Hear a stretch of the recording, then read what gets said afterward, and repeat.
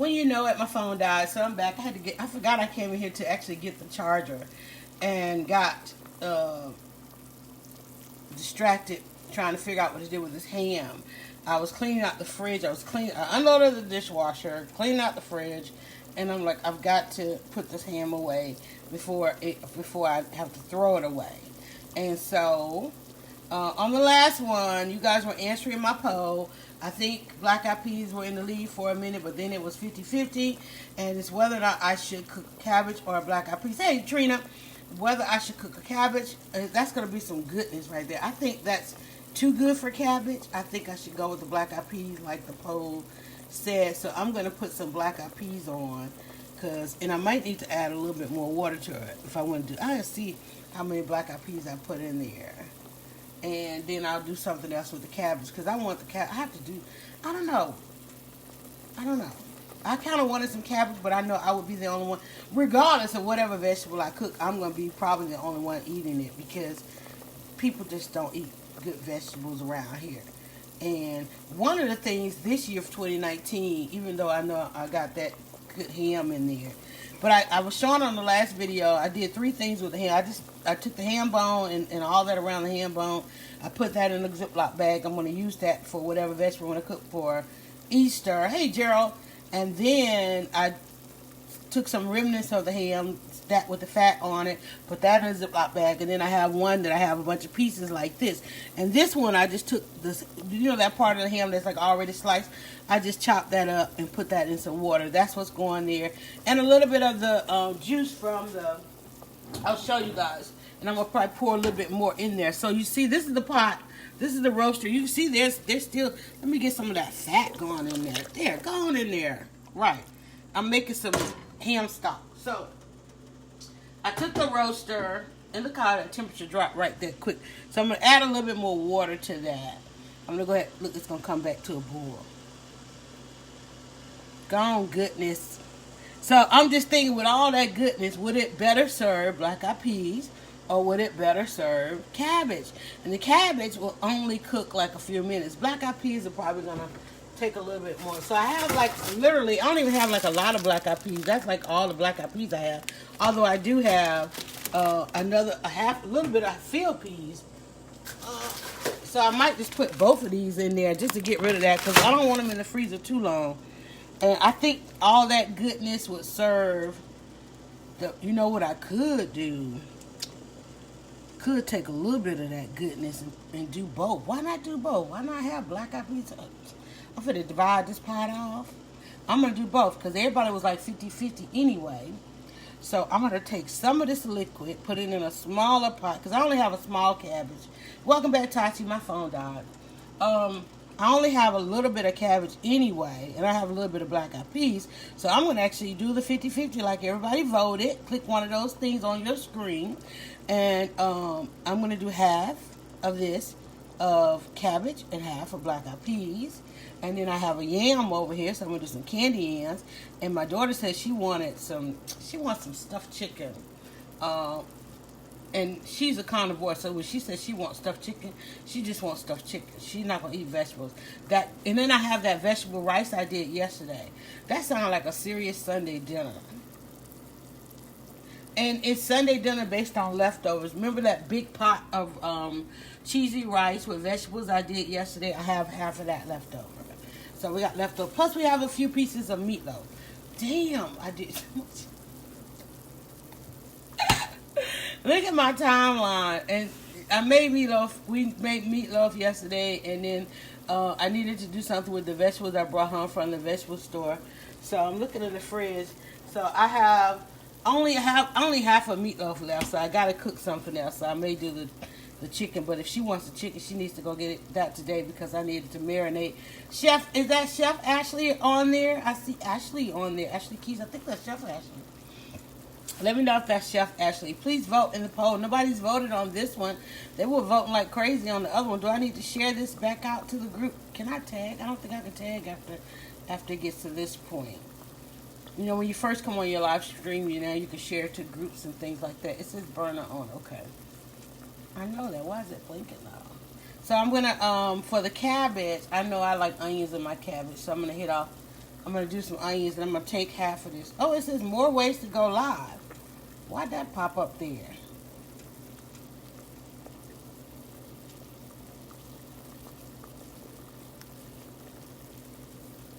Did I hit that? I don't think I hit that. Come on, Facebook. Facebook be doing too much. Facebook be like, you're not doing enough. Do some more. Oh, we got a 100% black eyed peas on this. So the black eyed peas is gonna go on there. I am gonna take a couple of cups, maybe a cup of this, and add to the cabbage.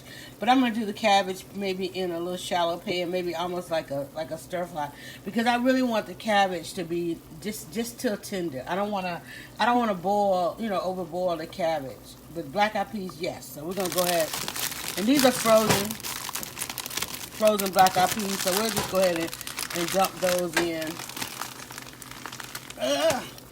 They'll do what they do. I'm trying to do this with one hand. Even though I could be hands-free right now with my joystick. That's what we were talking about on the other one before my phone died. We were talking about the joystick. If you are live streaming and you do not have your woman-owned, woman invention of the joystick, the streaming gear, that is the #1 gear here in Atlanta and beyond. You'll see a number of people live streaming today. I'm just trying to get these black eyed peas in there. I need to go hands-free.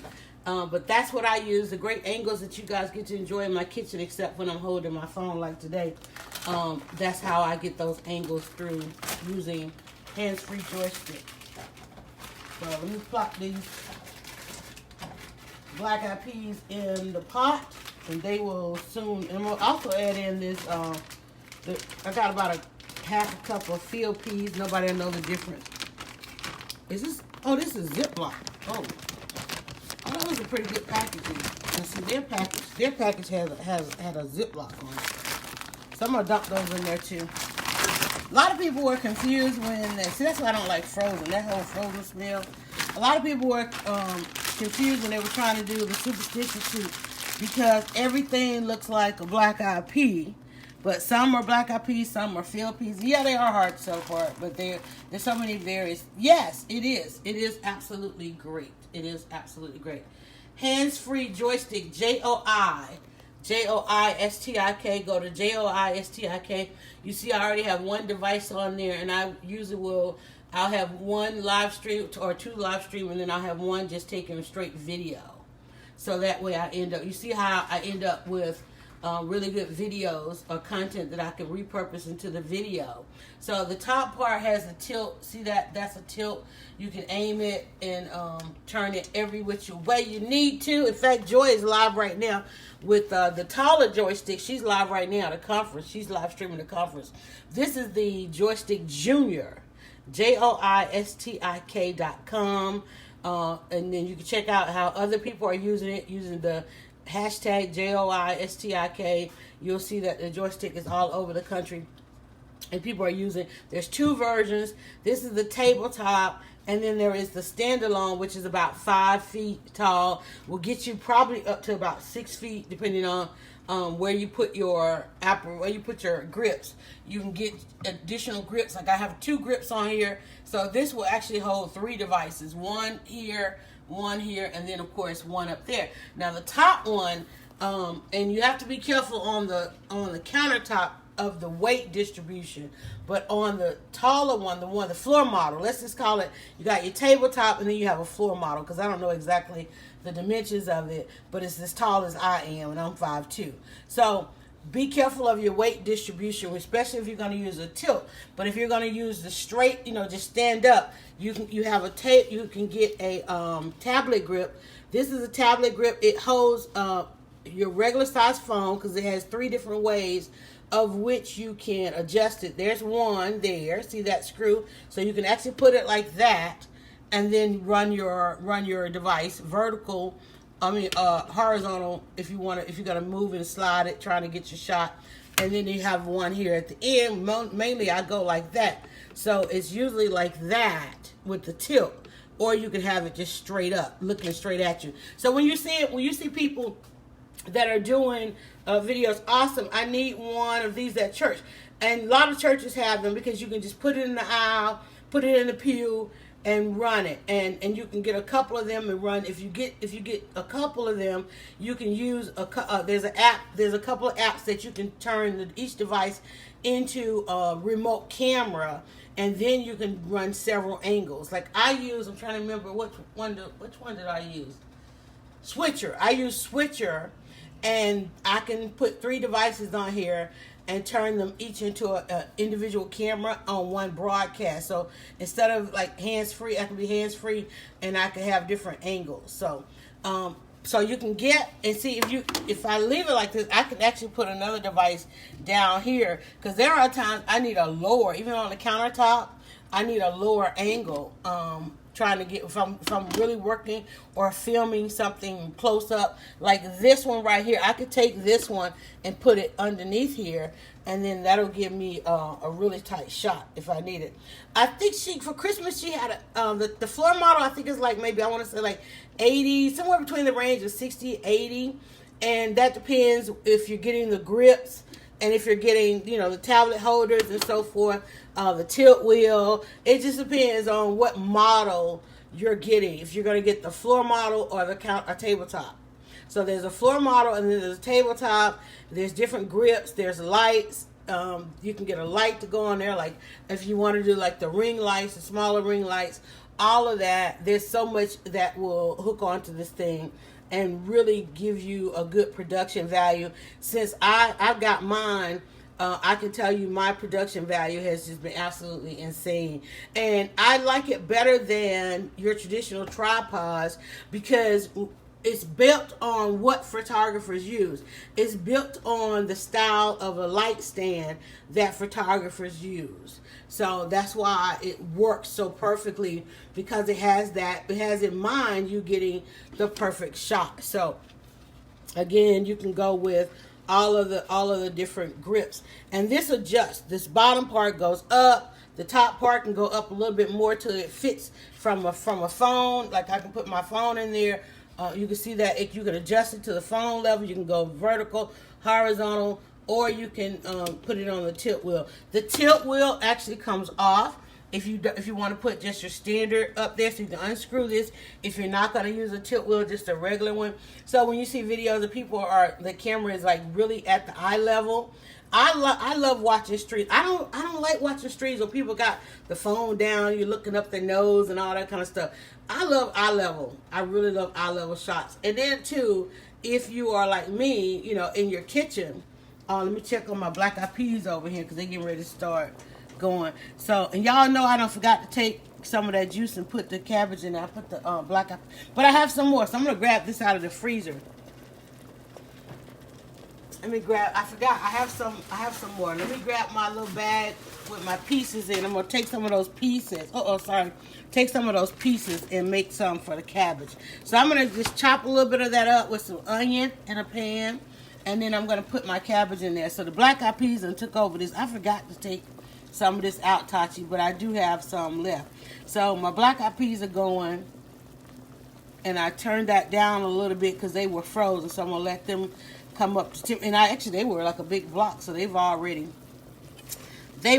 started stirring around in there. And we could make another black eyed pea soup if I wanted to. I still could. I could shred that cabbage up and put that cabbage in here with it. I was like, I don't even have to do it. But folks, you got to think about the mindset of the people you're feeding.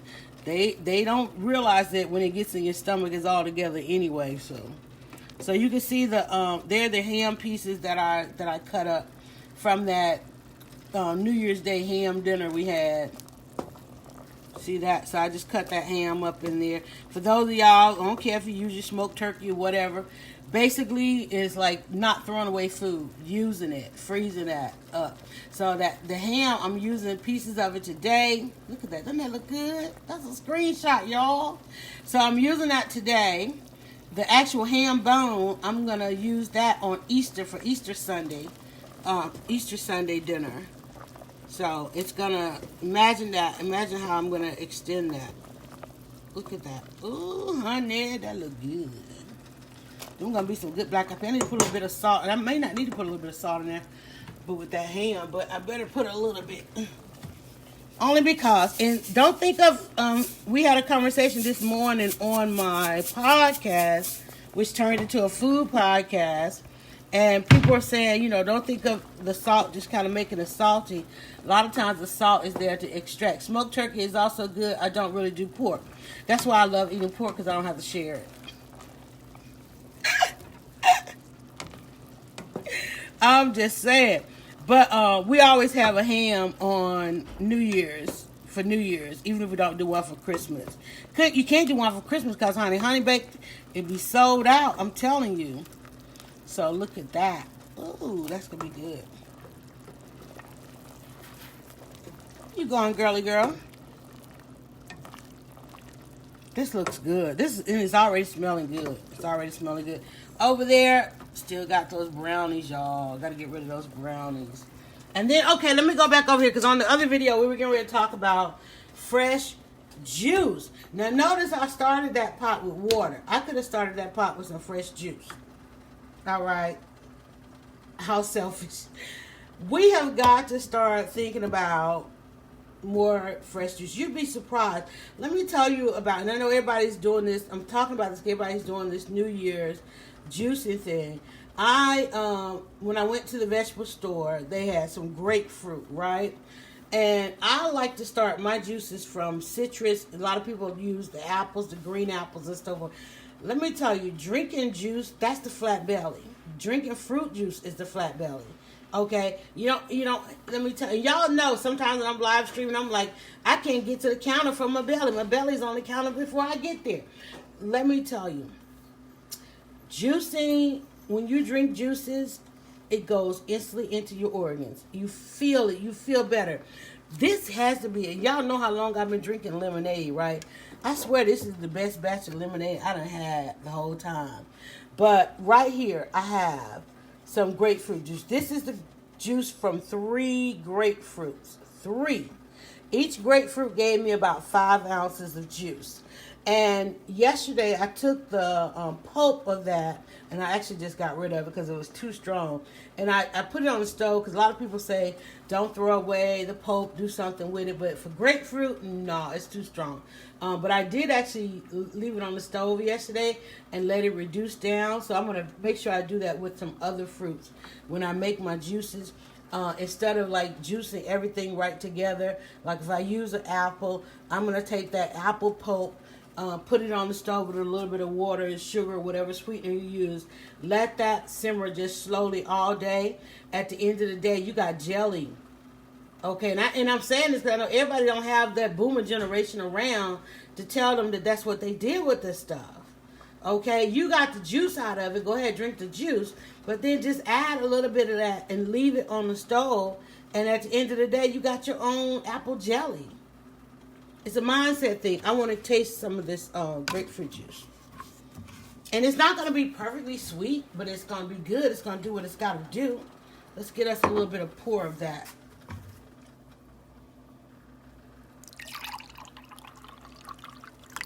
Listen to that sound. Oh, I just love that. Oh, my goodness. Let's taste it.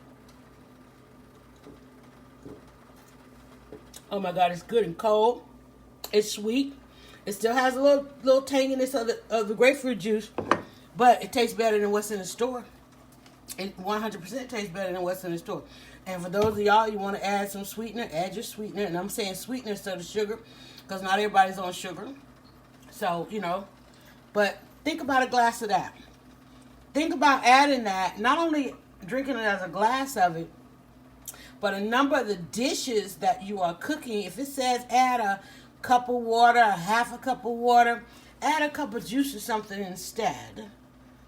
Apple juice, lemon juice, whatever. This is my lemonade, and that lemonade is so good, right? For those of you coming on, there's a poll on the screen. We already answered the poll.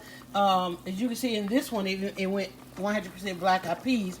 I had some ham boiling over here from the ham that I had for New Year's Eve. I was cleaning out the fridge, so I took some of the ham and I just chopped it up and got some water. And I took not only did I take the ham, I took some of that juice from the bottom of the pan.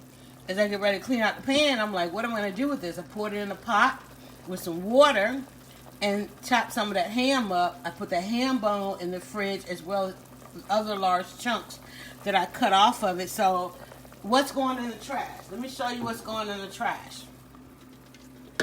And I'm like, why am I even trashing that? Shoot, get in that pot. Look at that. Get in that pot. Look at that. This is all I have left. Nothing is going in the trash can. Look at that. Look at this piece of... I'm like, girl, you crazy? Look at that fat on there. Get your butt in that pot. That's all. And I'm going to save this. Damn, I'm still supposed to save that for the cabbage. So I'm going to save this little bit of juice right here. Look at that syrup. Okay? Look at that. Guess what? None of it went in the trash. Nothing went in the trash. So let me get me a little pot. This is going to go in a smaller pot here. Okay, I need to be hands-free. Hold on, I just put a pot away. So I'm going to get the smaller saucepan going here. Let me get this out the way. This is why you need your joystick, people. I'm going to put that top on top of that spoon like Grandma and them used to do. Even though with us, we can turn our stove down.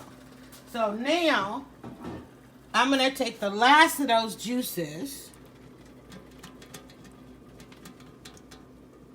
And then look, that's all I got to clean. So I'm going to take the last of those juices.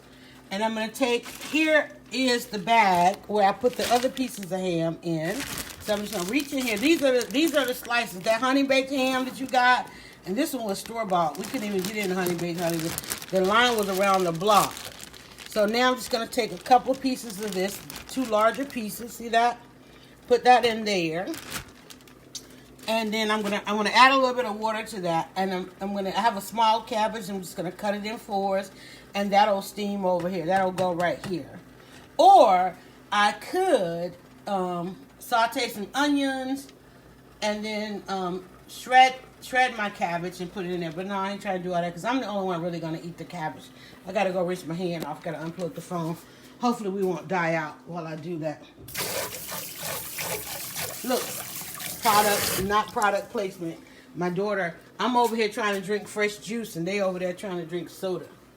All right, so there we go. And then too, let me tell y'all why that Canada Dry is over there. You take some of that Canada Dry ginger ale and you add it to that lemonade, and then you add your favorite alcohol. Now I like some whiskey or some rum. And then you got all them $10, $15 lemonade beverages they sell at the club. Then you got it at home for pennies. Even the same thing with the grapefruit juice. How you think those drinks get that color? You know, people are like, I want to pink this. Well, how you think it come out pink? Because you know, they got to have some grapefruit in there. Let's check on I'm going to let you guys go so I can work on my cabbage. Or I'll go hands-free. How about we just go hands-free? Ah, my spoon is hot. This is a spatula, and it's now in several of the grocery stores, but it started out on the home shopping channels, and it's absolutely perfect. One of the reasons is because it will move the food. It will clear out the sides, get the bottom, and it's safe enough. Somebody was asking me about using it in my pan, and you can see I use it in my pan, and it has not scratched my nonstick pan at all. That pan still look brand new, right?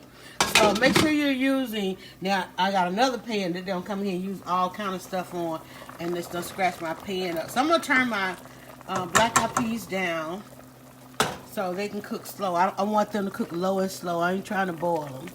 So I'm gonna turn them down so they take in all that richness. I'm gonna put you guys on the hands-free because y'all don't seem like y'all are ready to go, and I ain't all that ready for you to go. We're gonna figure out here. I'm putting you guys on the joystick, and I'll get you here in a second. There you go. I'll let y'all hang out here at the stove, or the counter. Let me move my juices. In fact, why don't I just combine the juices? Go on, lemonade. Go in there. Go in there with the grapefruit juice. Put my grapefruit juice back up.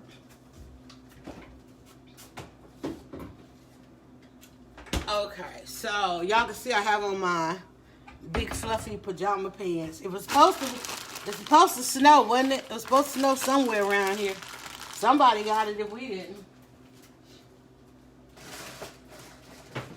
All right, I was loading the dishwasher. I'm gonna put a little soap in this pan.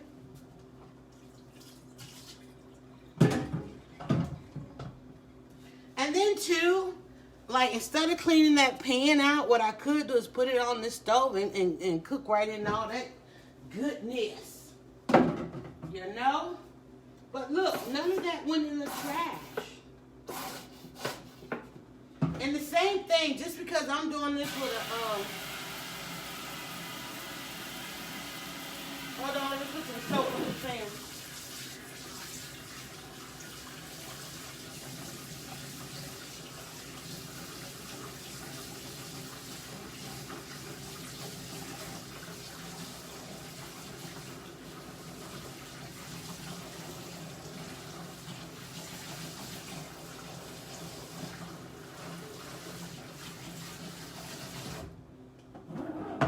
And let me say this, the same thing goes for that fried turkey.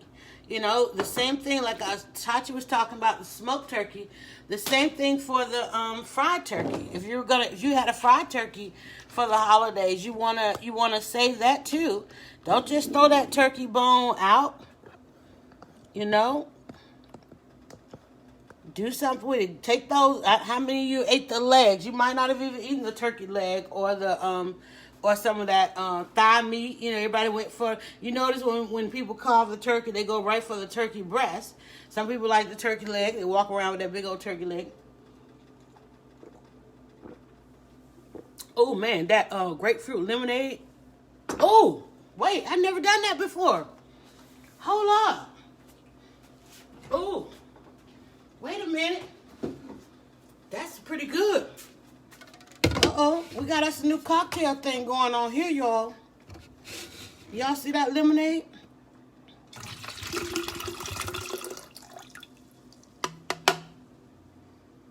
Got us a new pink lemonade, grapefruit lemonade. Rock that. Oh my God, that tastes good. Grapefruit lemonade.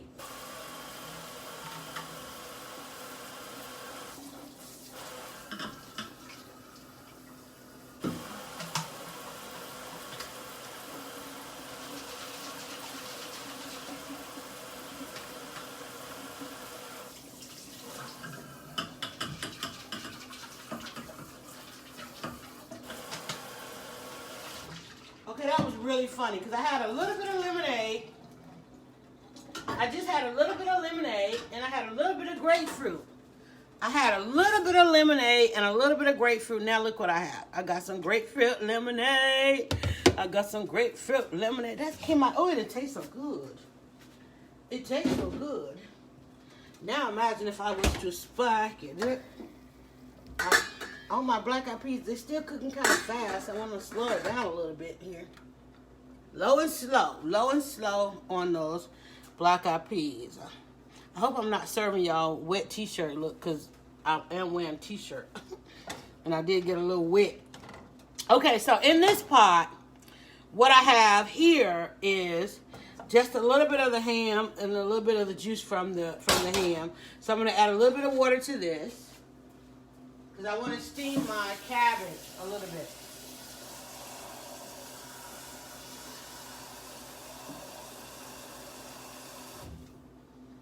So now, and I'm going to show you, I really have a small cabbage because I know nobody's going to eat. And I have some kale. I have a little bit of kale. So, see that? I have just a tiny cabbage. And guess what? I don't even have to pick any of the leaves off of it because this cabbage was perfectly curated as part of the vegetables available to us at Simply Produce. Another shout out, Simply Produce. If you can't shout out people that you know that's on your Facebook timeline, like I'm hands-free right now thanks to a woman-owned business on my timeline called Joystick. I'm holding up a cabbage from a family-owned business that's on my Facebook timeline that I went out and shopped because they opened a vegetable stand, a fresh produce store in a food desert. And so I can appreciate that. And while I might live in a community that has a lot of the stuff I need, I want to make sure that I support them in their adventure. So I go over there because me going over there shopping allows them to do more for others, you know. They got kids out there. They take fruit out to the kids out there playing, and just really good people. Now, most people say just go ahead and hit that off like that, and then you can pull that out. I didn't do it right. It's loose, but I don't want to beat my counter up. So I'm just gonna rinse this off and just cut it in.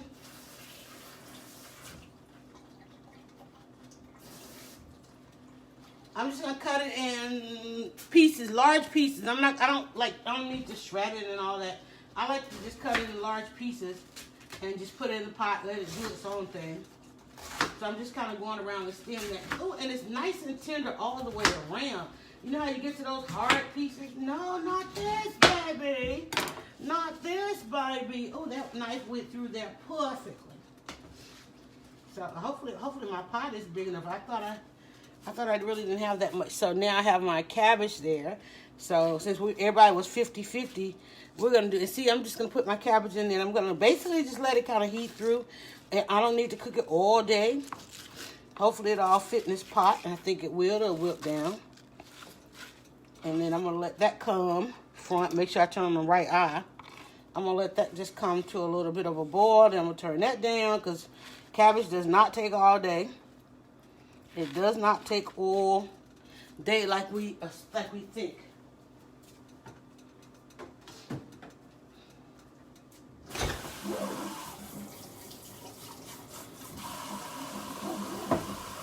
And I want to tell you, the more and more I learn about recipes and things like that, I really don't like going full on raw into the pot because I've learned that you can bring so much flavor out by doing some other things with our foods.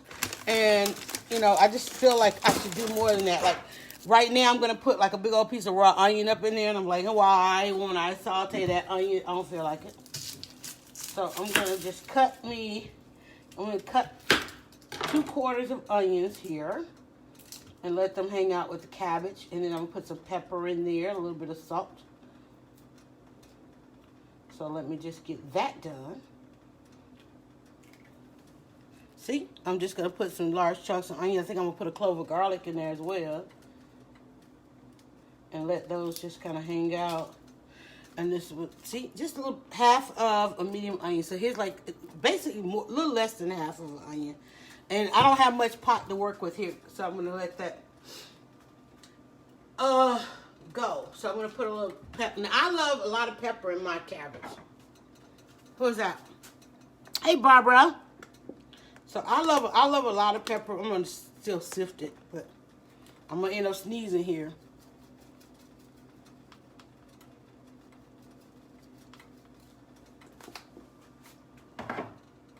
And then, too, also from Simply Produce, I got me a couple of, a thing of garlic cloves. So I'm just going to grab 2 small ones there. And I'm just going to, I was going to put them in there. I think I will just kind of give a couple slices.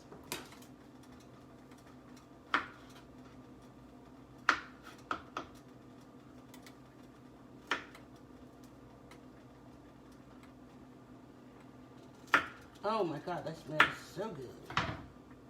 So I'm just going to drop those down in there as well. And then a little salt. Where's my salt? Where did the salt go?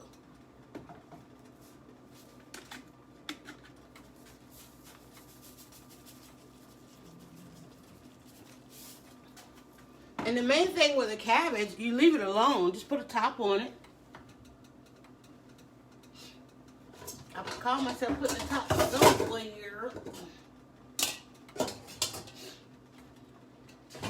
Because cabbage is better steamed. You know, just leave it alone.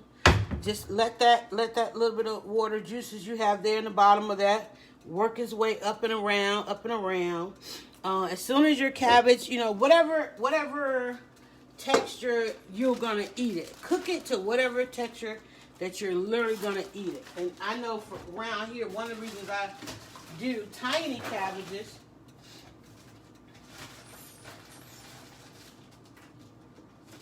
is because I know it's not something that everybody wants some leftovers with. Did I pop my thing? Wait a minute.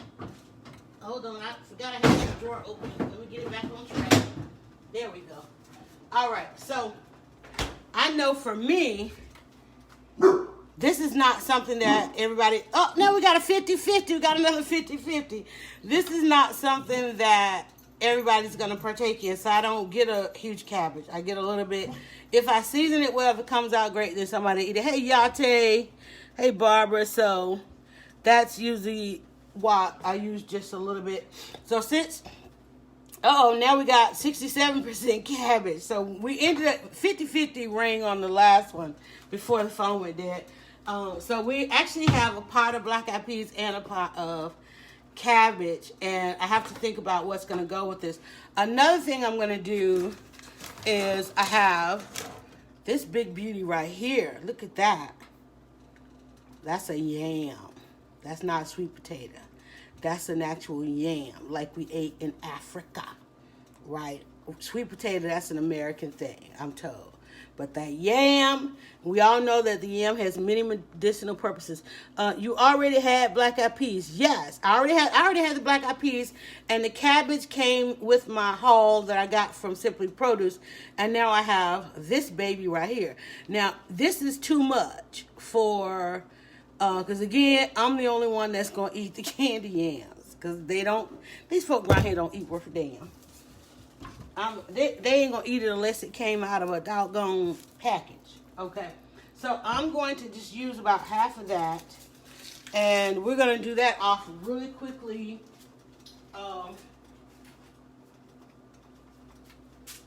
I can put it in a spiralizer. You know what I think I will do? I hadn't used my spiralizer in a while. So I'm going to turn you guys, let me bring you guys over. I hate to move because you guys this is so good over here.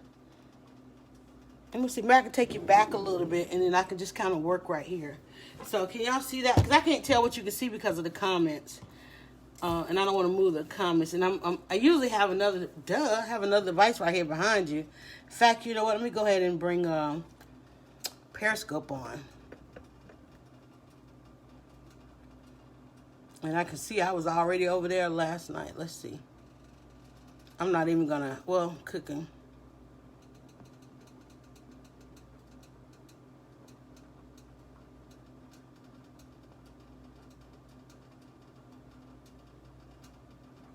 Wait, let me title my thing here. And then change that around. There we go. And it's so funny because the Periscope view is so much different. Hey guys, welcome in. Let me get you guys over there to the stove. So we got Facebook. I've been hanging out on Facebook today. We did a poll on Facebook. Hey Noel. Hey there, welcome 456. Hey Tyvee Ron, welcome in. Mark Hill. Hey, you guys are jumping right on there. Happy Saturday weekend morning to you. So I did a poll on Facebook. I had a ham left over from New Year dinner, and I've been neglecting like what to do with it. So I needed to finally put it up. So I took my ham bone, I put that in a Ziploc bag. I'm going to use that for Easter dinner. And then I trimmed off some of the ham and made the greatest stock pot. And I couldn't decide what to put in the stock because I had a small cabbage and I also had half a package of black eyed peas left over from my black eyed pea soup that we did for black eyed pea collard green soup. We did for Superstition Soup New Year, right? So it was 50-50, and so I said, okay. So I got some cabbage getting ready to steam right here with onion and garlic and lots of pepper. Got to have lots of pepper and a little bit of salt. And then in this pot over here, I have some black eyed peas simmering. Where's my, hold on. There you go. This is also, guys, these are the cooking sets that are now available in your groceries. And it's called Hue Kitchen. H-U-E Kitchen. I don't know. It looked like whoever came up with them is made from that called Packer Wood, P-A-K-K-A Wood.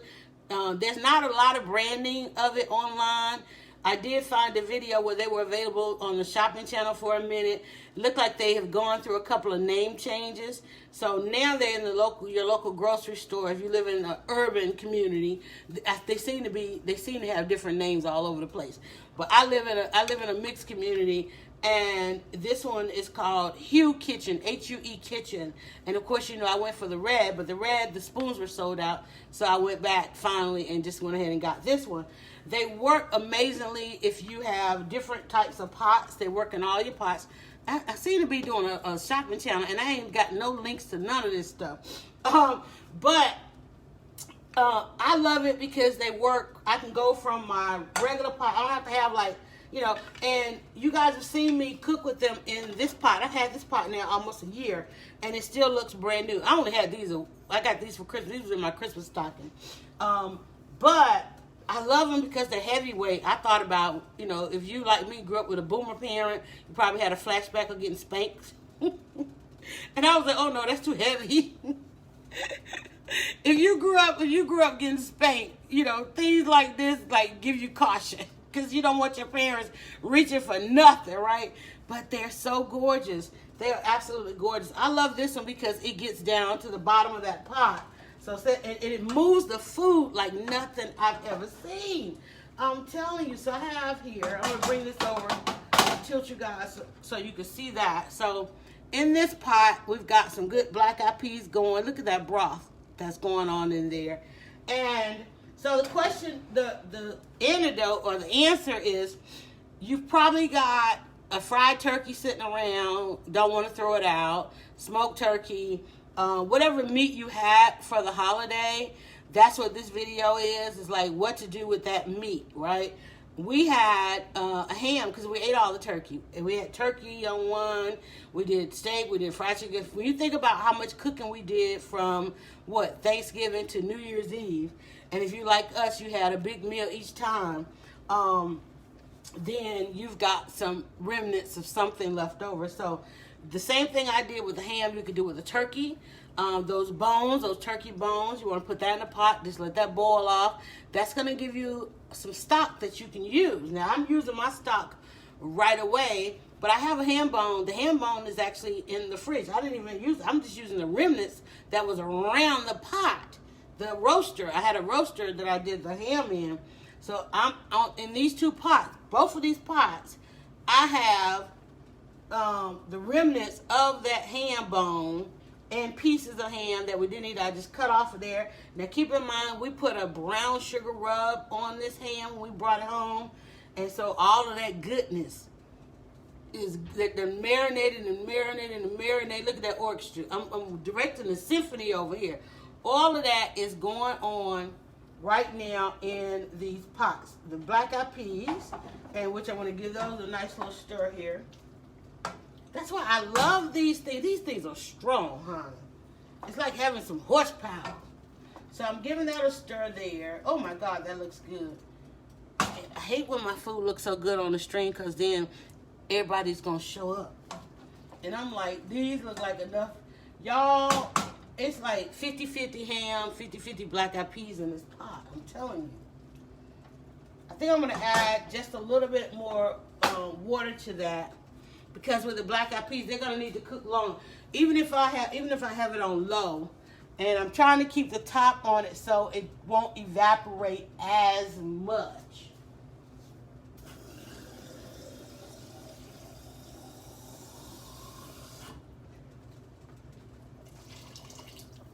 So I'm just adding a little bit more water to that because it looked like it's evaporating a little too fast, and I'm gonna let that finish off there.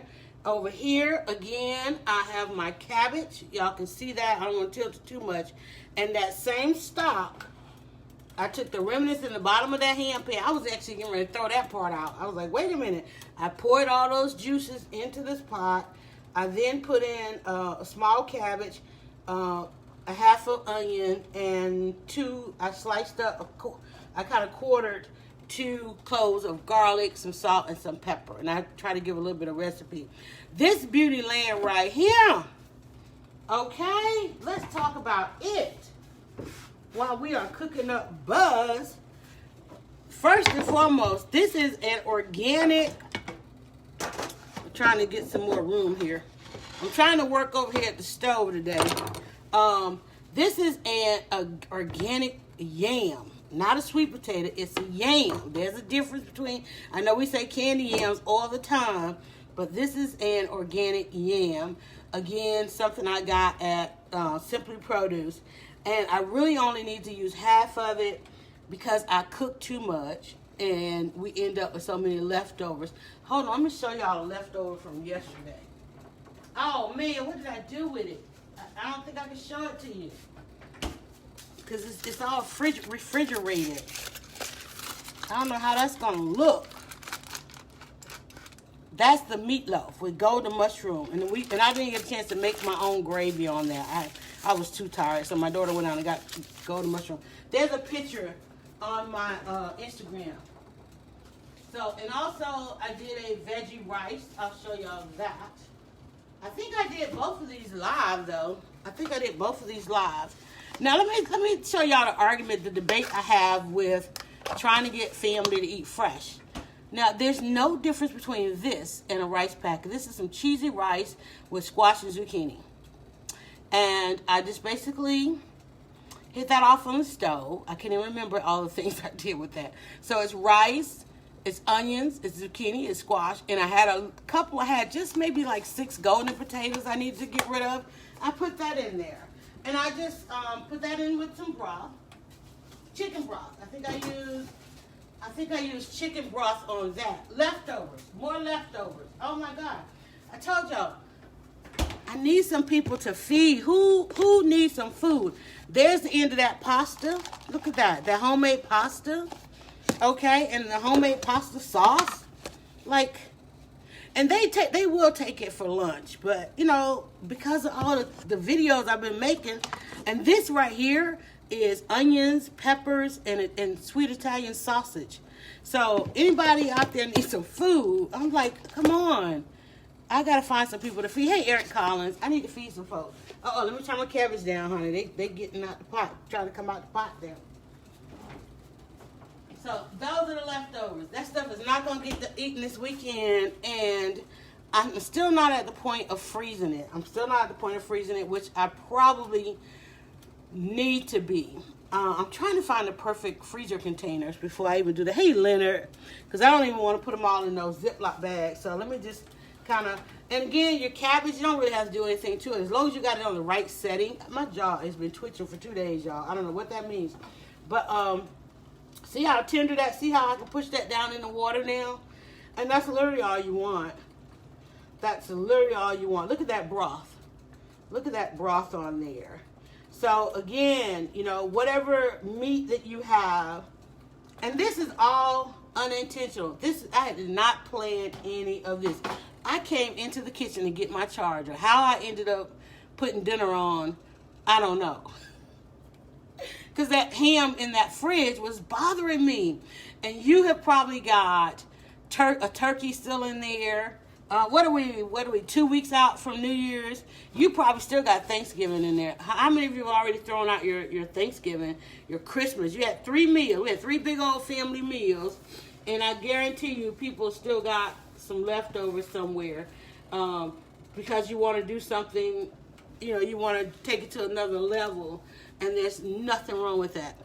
Absolutely nothing wrong with that. Hey there, who's that? A lady, what's going on? So I know I have been lazy on what to do with that. And so today, here it is. I'm putting it in Sunday's dinner, tomorrow's dinner, or today's dinner, whichever we're going to eat. I know the cabbage is literally for me because even though my family loves coleslaw, they will not eat cabbage. I promise you. I can put it on their plates and they just won't touch it. But had I made a batch of coleslaw, it'd be gone in a minute. And that's probably what I should have done. But I love cabbage. And not only that, cabbage is a good detox. Not only that, there are people out there that have lost hundreds of pounds off of that cabbage soup. I've seen people lose a whole body eating cabbage. I'm like, whoa. But I love cabbage. And then those of you that are looking way over there, Yes, still got brownies. I still got some pieces of brownie over there. And that is not chocolate. And I'm not going to pick it up. I'm not going to show it on screen no more. That is gingerbread. Gingerbread with molasses. Gingerbread with molasses. I got a poll running over here on Facebook. Says 67% cabbage, 33% black eyed peas. The question was what to put in the pot. For a long time it was 50-50. So that's why we're cooking both. We had some black eyed peas left over from our New Year's soup. Remember at the beginning of the year, at the turn of the year, you needed to eat collard greens and black eyed peas. So we had half of the black eyed peas left. So that went into the first pot of stock. And then cabbage, I bought a small cabbage from the vegetable stand. So this beauty right here, I don't even want to cut it. It's just so gorgeous. In a day or so, it's not going to be gorgeous. But I'm going to take half of it, if I can get my knife through it. One thing that's hard to cut is some potatoes, honey.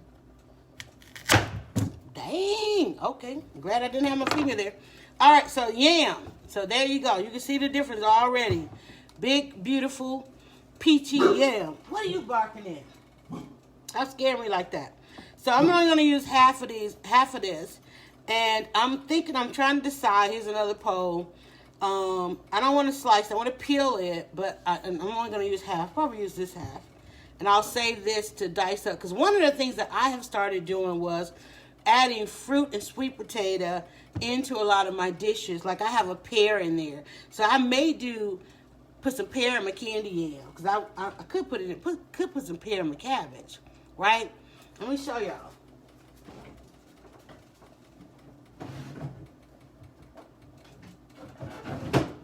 So like I could take... Once my right now, I could take a couple pieces of kale and drop them in there. Hey there, Finland. Hello from Finland. I could take my cabbage is really about done. I could take a couple pieces of kale and drop in my cabbage. I could take this pear and put it in the cabbage because I like that little bit of fruit. Let me show you one other thing I just did. I had some grapefruit juice and some lemonade. You know, I always make my batch of lemonade, right? So yesterday, from the vegetable store, I came home with 3 grapefruits. Each grapefruit gives me about 5 ounces of juice. I only had about 15 ounces, exactly 15 ounces of grapefruit juice. And then as I drank my batch of lemonade, because it was so good, I'm getting low on the lemonade. So I took those 15 ounces of grapefruit juice and added that to the lemonade. So now I have a grapefruit lemonade.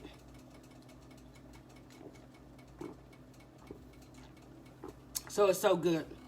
Now, I'm doing this. I enjoy this stuff simply because it's delicious. I'm not on the health kick, but I know I can lend the platform to that conversation.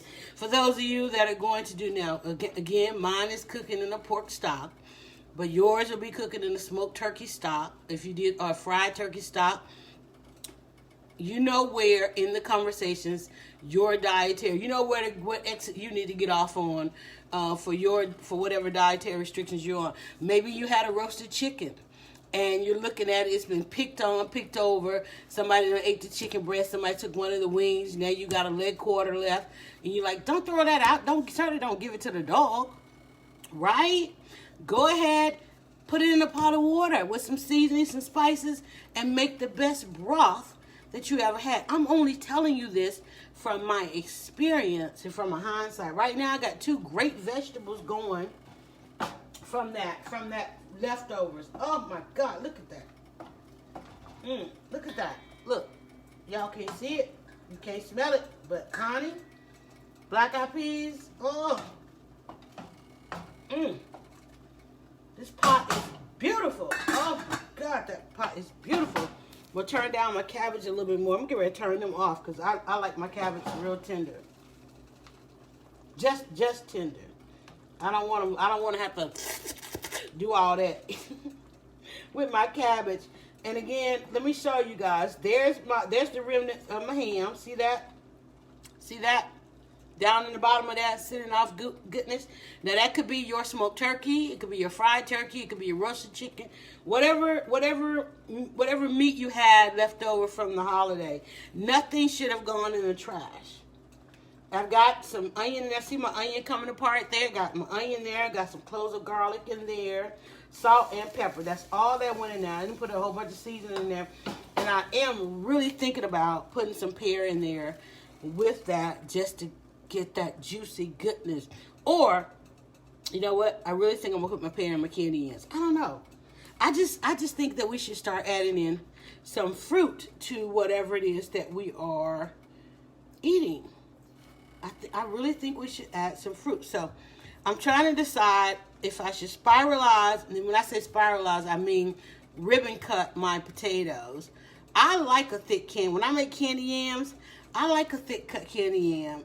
And I'm trying to think, but I just really don't want to have to. I really don't want to have to cut this. And I can run it through the machine right quick. Oh, did we do it on the mandolin? How generous was the mandolin? That mandolin can be a workout. I will say that. Mandolin can end up, I'm trying to think which one do I want to use. I'll use this one. I'll leave that sitting there. The mandolin can become a workout. I'm just saying.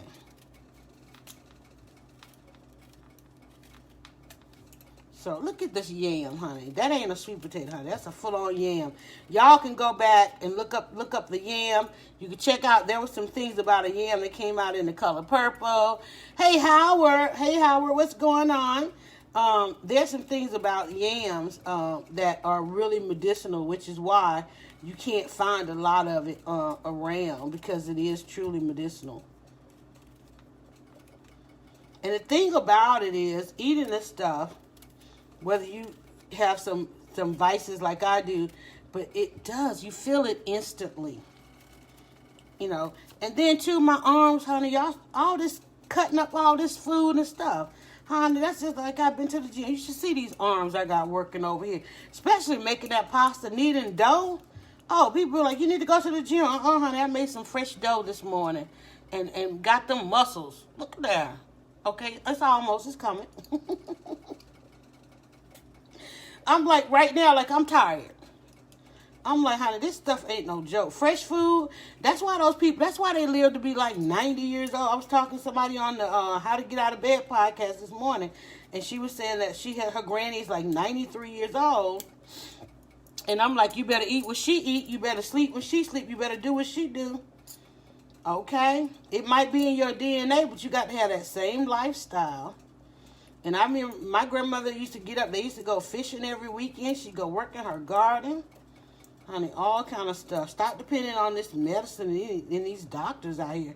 Because you don't know where these doctors getting their education. Because I'm like, I just finished fooling around with that health system. I don't know how those people. Now, and there are those that say that, you know, do the compost and all that kind of stuff with your scraps. Yesterday, we took some scraps. We left them on the stove and made jelly.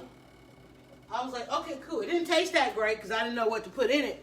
But I do know the process of it. I remember the process of it because my grandmother used to do it all the time.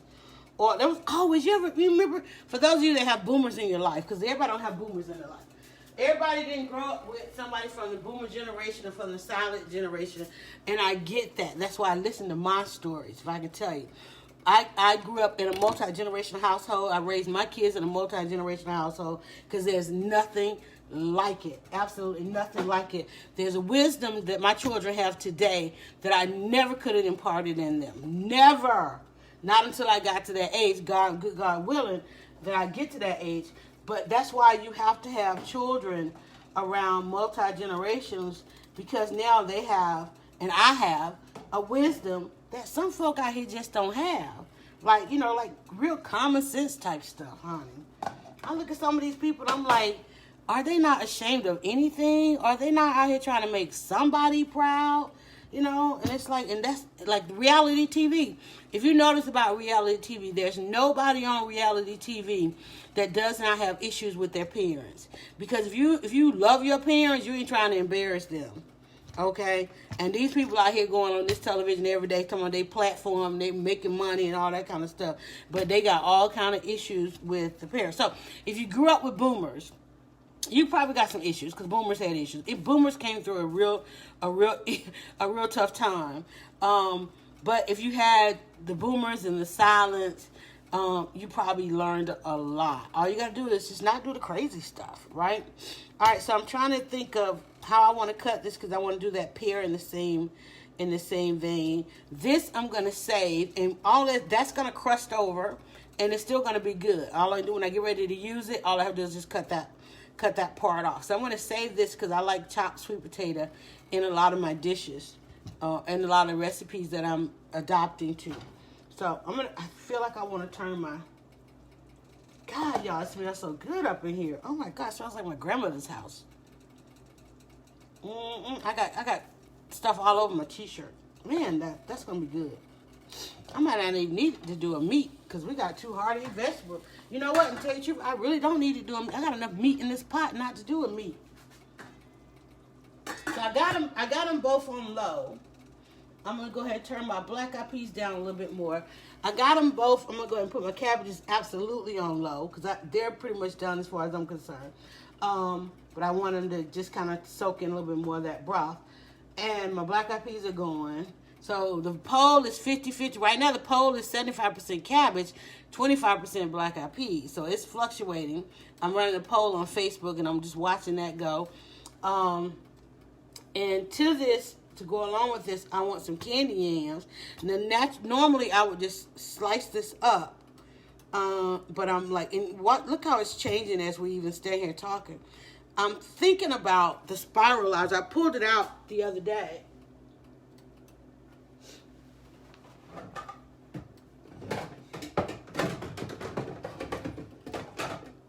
And I could do it kind of on a ribbon. Unfortunately, on the ribbon, it does not have it doesn't have like a gauge. Like if I went on the men's one, I could go thin or slice. I could go thin or thick. This is only one size, and I think I want to just go ahead and get this out of the way. So I'm going to show y'all. Let's talk about spiralizers for a minute. I bought a couple of them. First of all, they're all quite a bit expensive for my taste, okay? You got so many of them. You got this little manual process one right here. You want to work out, you want to exercise, use this. This is probably this thing feels like you're working out with 300-pound weights. But it's still cool. It depends on what vegetable. And that's the only reason I didn't take it back to the store. Because, okay, it comes apart. Like, this is your chute. So that goes on your counter. So you have the green here, which has a type of spiralizing. Then you have your red. And basically, it had it on there. Almost like your linguine, like this is a slicer. Okay, so this one was the linguine, and then this one gives you your fettuccine style. So you had your linguine. Can y'all try to come back so both can see it? So you had 3. You don't use them all at the same time. You just use one. If you want the larger spiralizer, okay, now, but this is manual, right? So you would stab your vegetable with this part. And so your vegetable is there, and then you put that on there. You just kind of work it in a circle, and the vegetable would come out there. That's a manual process, right? And so you basically would just choose which one. This one is a slicer, and I need to probably use this a little bit more on some of the stuff, like maybe my garlic. Like I would do something really soft because it's manual. Oh, let's try it with a garlic. Let's see what happens. I don't know what happened.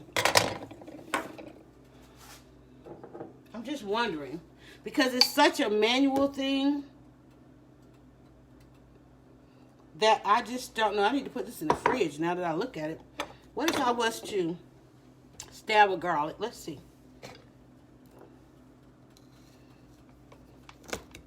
Okay, so your fruit will go on there. You put your blade on there. Now this on the manual, it worked pretty good with the squash or the zucchini, but sometimes you know what, this is not going to give me anything because it has a core in there. My garlic's going to go right on that core, so that's not going to work. I need a larger something.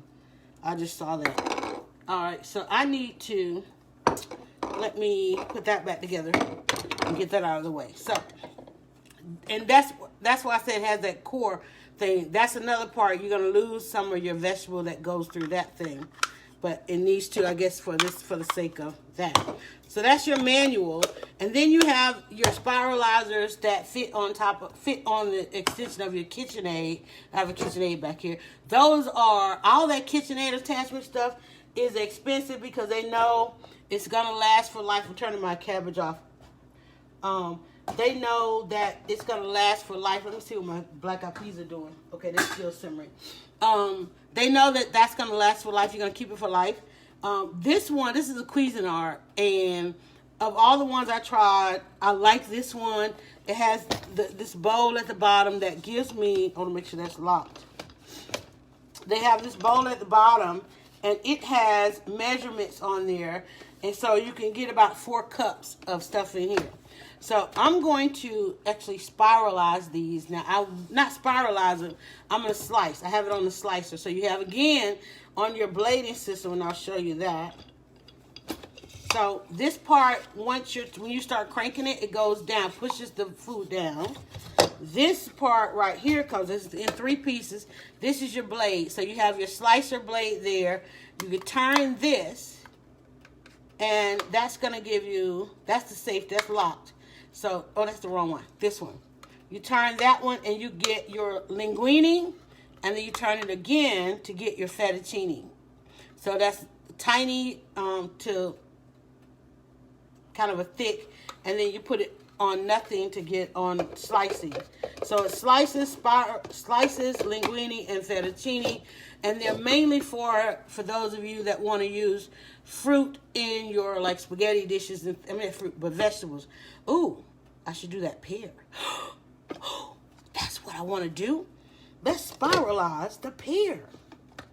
I'm going to do that in a large linguine. Let's see if we can linguine the, where's my knife? Okay. I'm just going to sit that there, and it's going to go. I'm not even going to peel that. I want the peel. I like the peel. I don't know about you guys, but I like the peel. So you can see my pear in there. I'm going to linguine that pear. And then it'll grab it as I spin and go down. Here we go. We got it. Let's see if we can get this. Am I getting anything? Hold on. It's not locking. It's beating it up. Oh, no.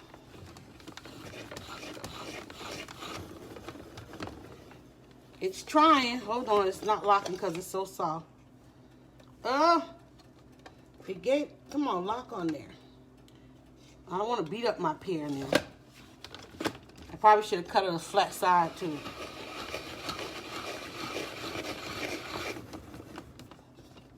Can you guys see that? So now I have some spiralized pear. It's beating up on my pear more than I like. Because pear is like so soft. You really can't do much with it.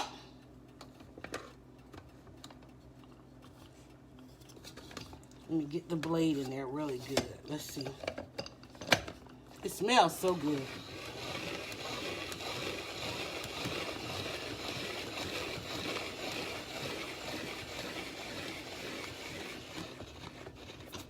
Awesome. And see that's all we have left. It's just that little piece of pear. And in the pot, and right now it smells so good. Oh, we need to come up with a dessert for that. Look at that. That smells, oh my God, that smells so good. Oh my God, it tastes so good.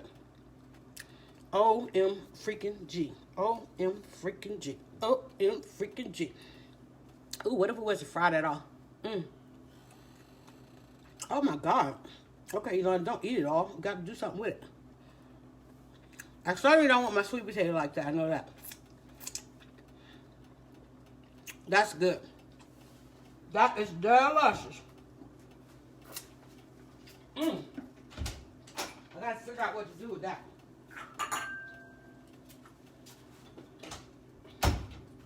Y'all see my furry pajama pants?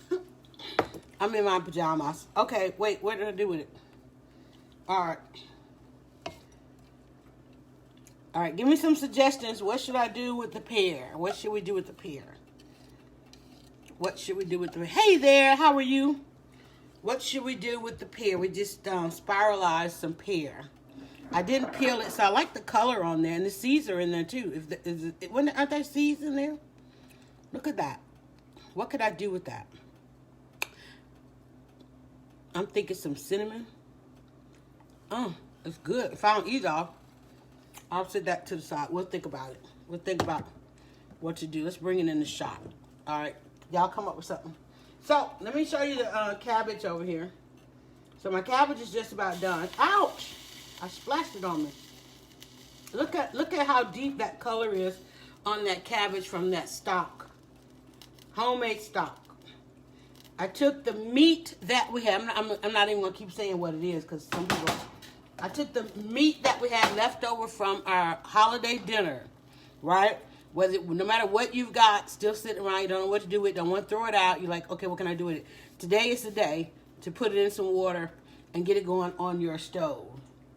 Whether you have the remnants of fried turkey, the remnants of ham, the remnants of roasted chicken, all those things, don't throw that stuff out. I just created a whole Sunday dinner just about right here. I've got black-eyed peas in this pot. I've got cabbage in this pot.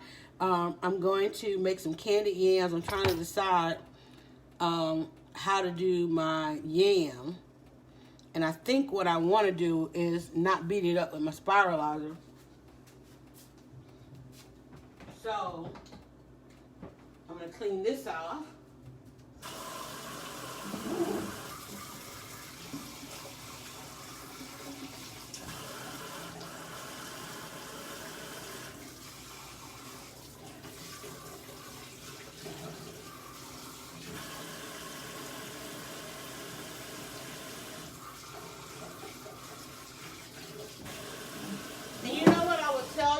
I think all of these gadgets, I think all of them have their pros and cons, right?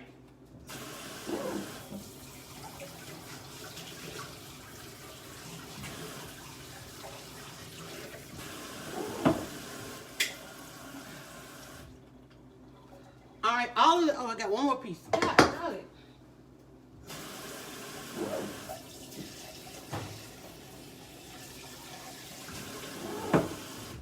I think all of them have the pros and cons as to which vegetables they work well with and which they don't. That did pretty good. So this is the Cuisinart, and you see, I buy a lot of my gadgets, ironically, at the grocery store.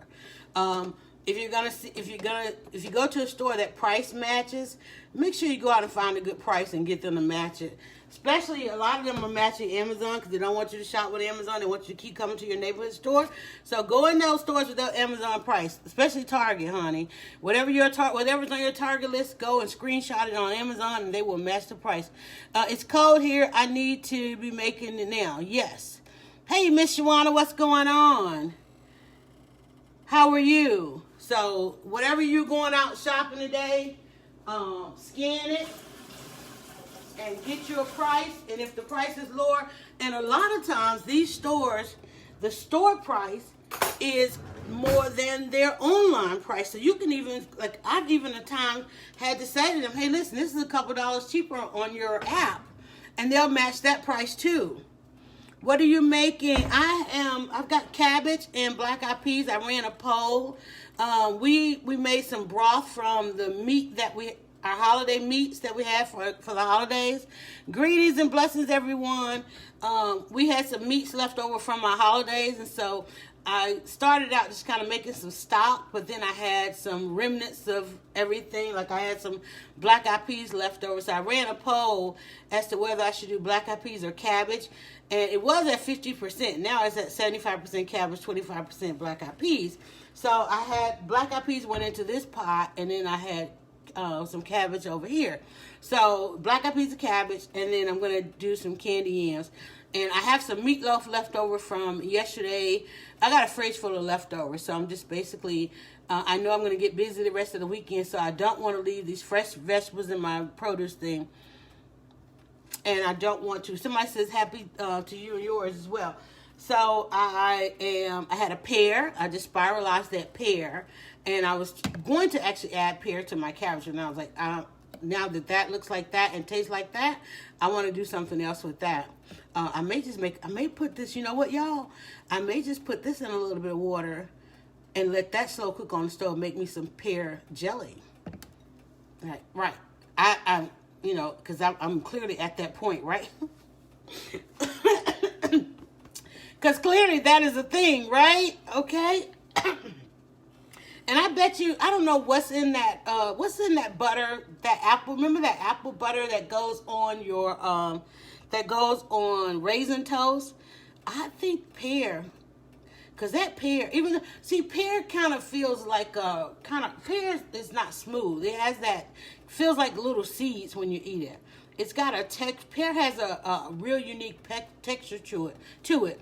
But, and also I'm drinking grapefruit lemonade. Because remember we did the grapefruits yesterday when we were talking about juicing. And so I only ended up with about 15 ounces of grapefruit juice from those grapefruits.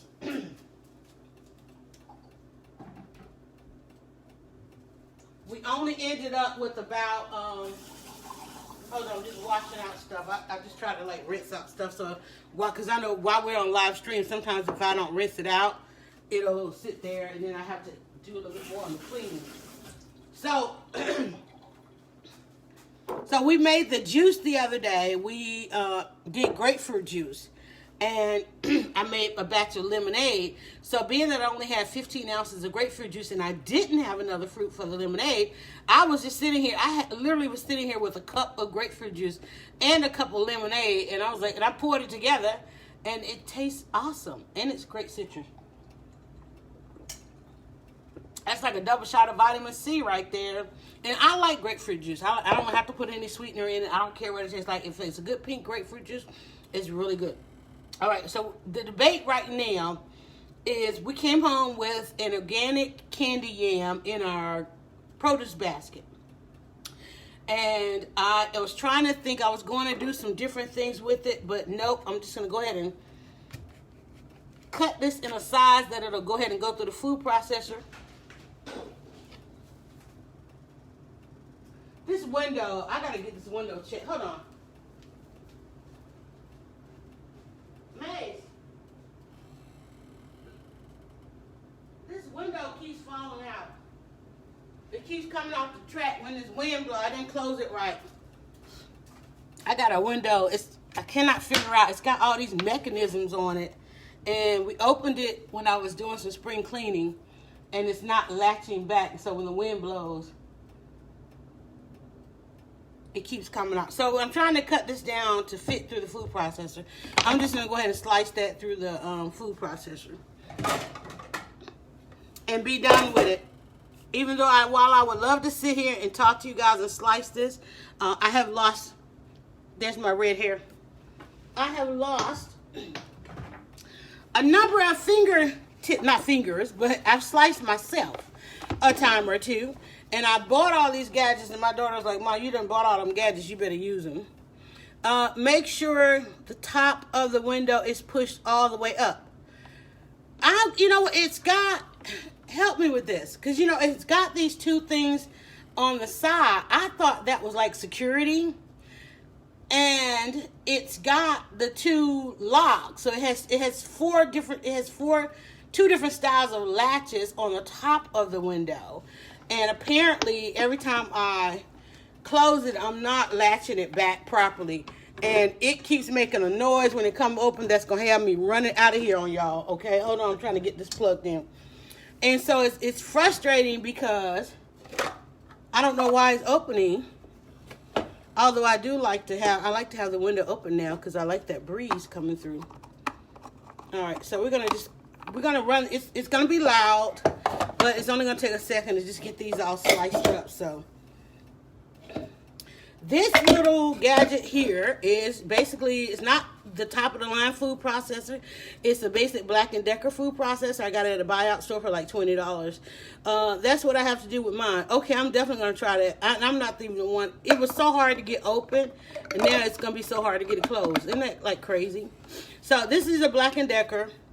The chute on it is quite small. As you can see, my candy yam can't go through there, and I need to get this to the right side. Oh, perfect. Okay, that worked. Oh, you know what? Wait, I don't want this. I want this one, the slicer. You should have seen me the first day I brought this home. I was thinking all the blades went in together. Like, no, I don't think so. So we're gonna slice it. It has a slicer and a shredder. So we're gonna try and do the slicer. You know, all those cooking shows, they make this stuff look so simple.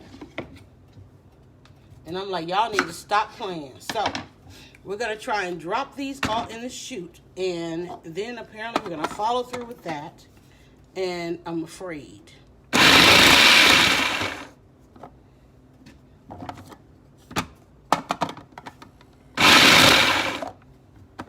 You can see I'm still getting like chunks of it up here, but I am getting some slices in there. You know what? I want to go the other way.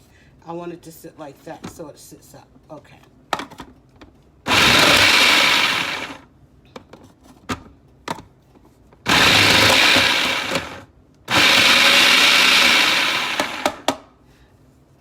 All right. Isn't that better than me having to slice those up? See that? Now we've got our slices. We got some little remnants of a mess going on too. But, and now all I have to do with my candy yams, let me sit that there and get this out of the way.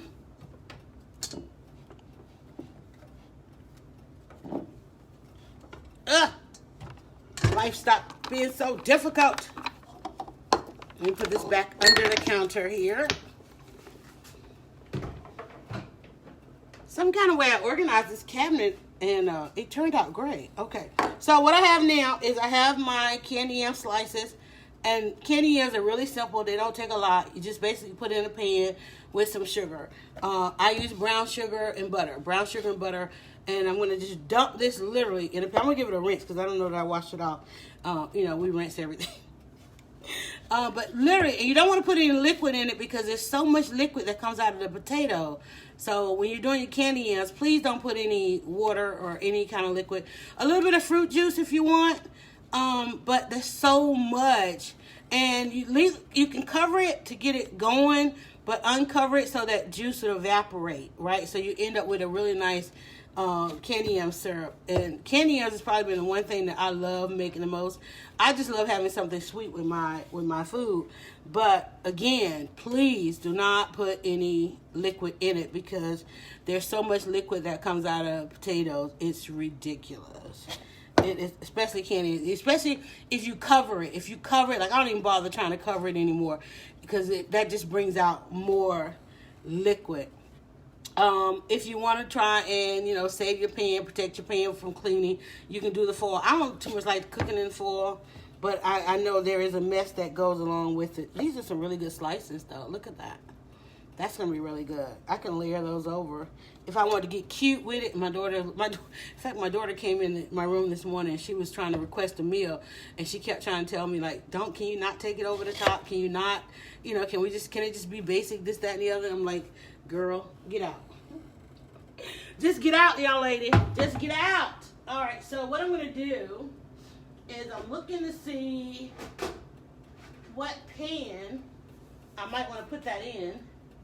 And you know what? I'm just going to do one of my little pie pans. I don't think I have a lot of that.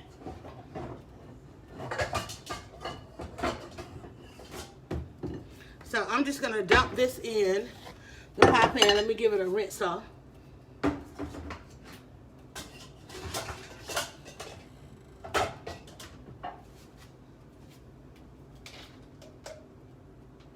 Oh, good. That's not a lot at all.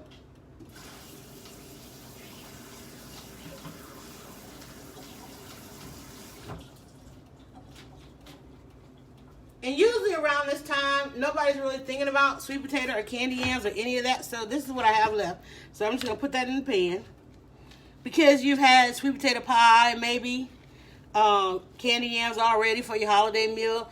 And that's another thing, too, is like trying not to eat a holiday. Like, this is really a lot. It's really a lot. But it's things that are in there. I don't want it to go bad. I don't want to throw anything away. So, again, I'm going to hit that off with some brown sugar and some butter.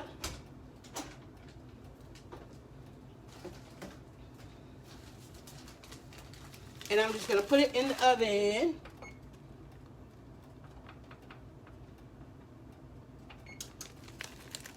And my dinner is actually done.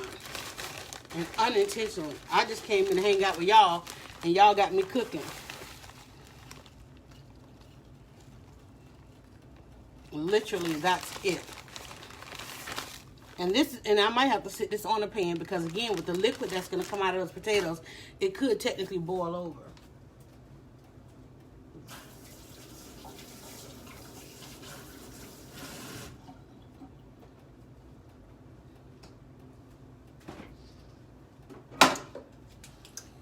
And I'm at the last of my butter. I'm at the last of the butter. So I'm just going to drop some little droplets, some little teaspoons of butter on there. Even already, if you look at the brown sugar, you can already tell like the brown sugar, like that liquid is coming out of there. And you know what? With the conversation I had this morning with some of the home cooks as we were on talking this morning, they said a little bit of salt. A little bit of salt. Always, and anything you're adding a bunch of sugar to, just a little bit of salt. So you know what? I'm going to put a little bit of salt on there. And you know how I know that salt's going to do what it's going to do?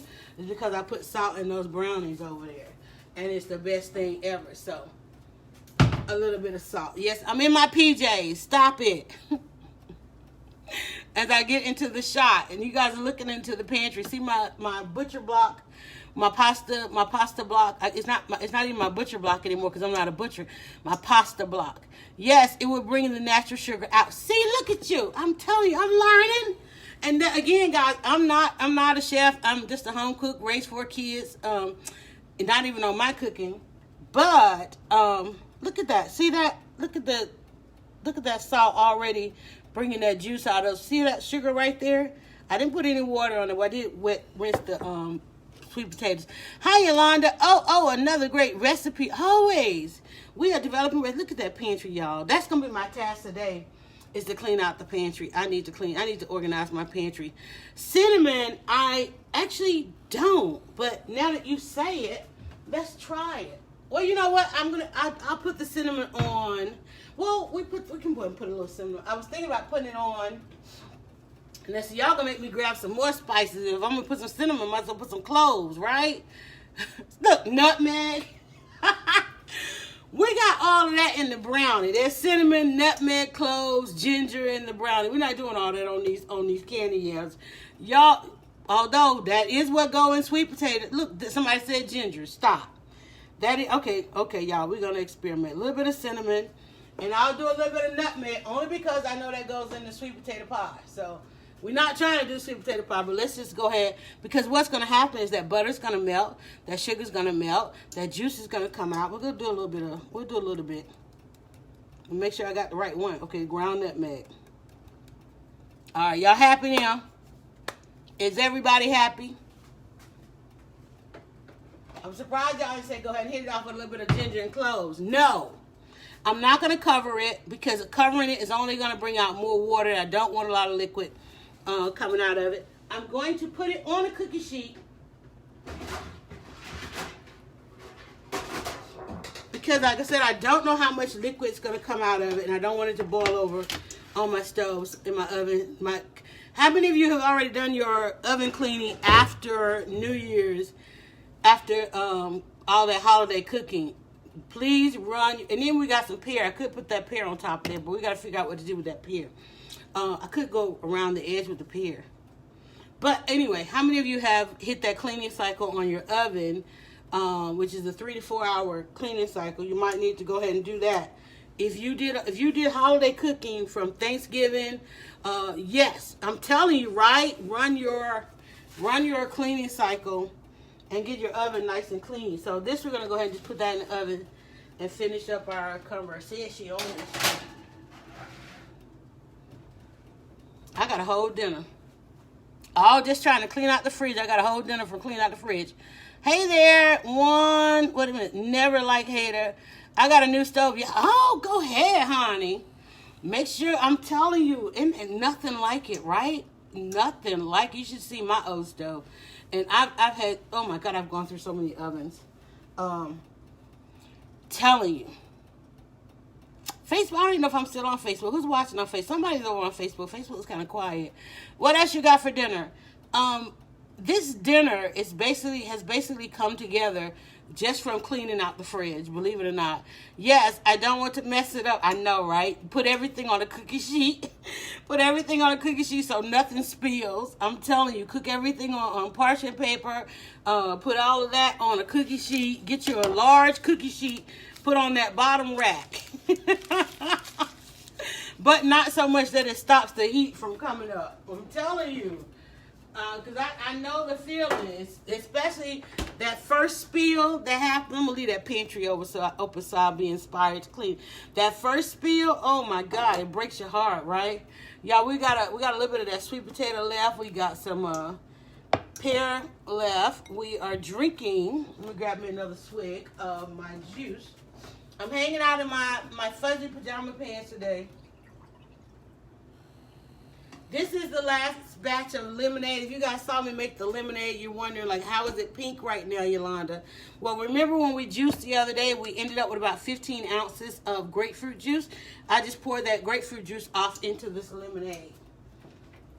So, that's that.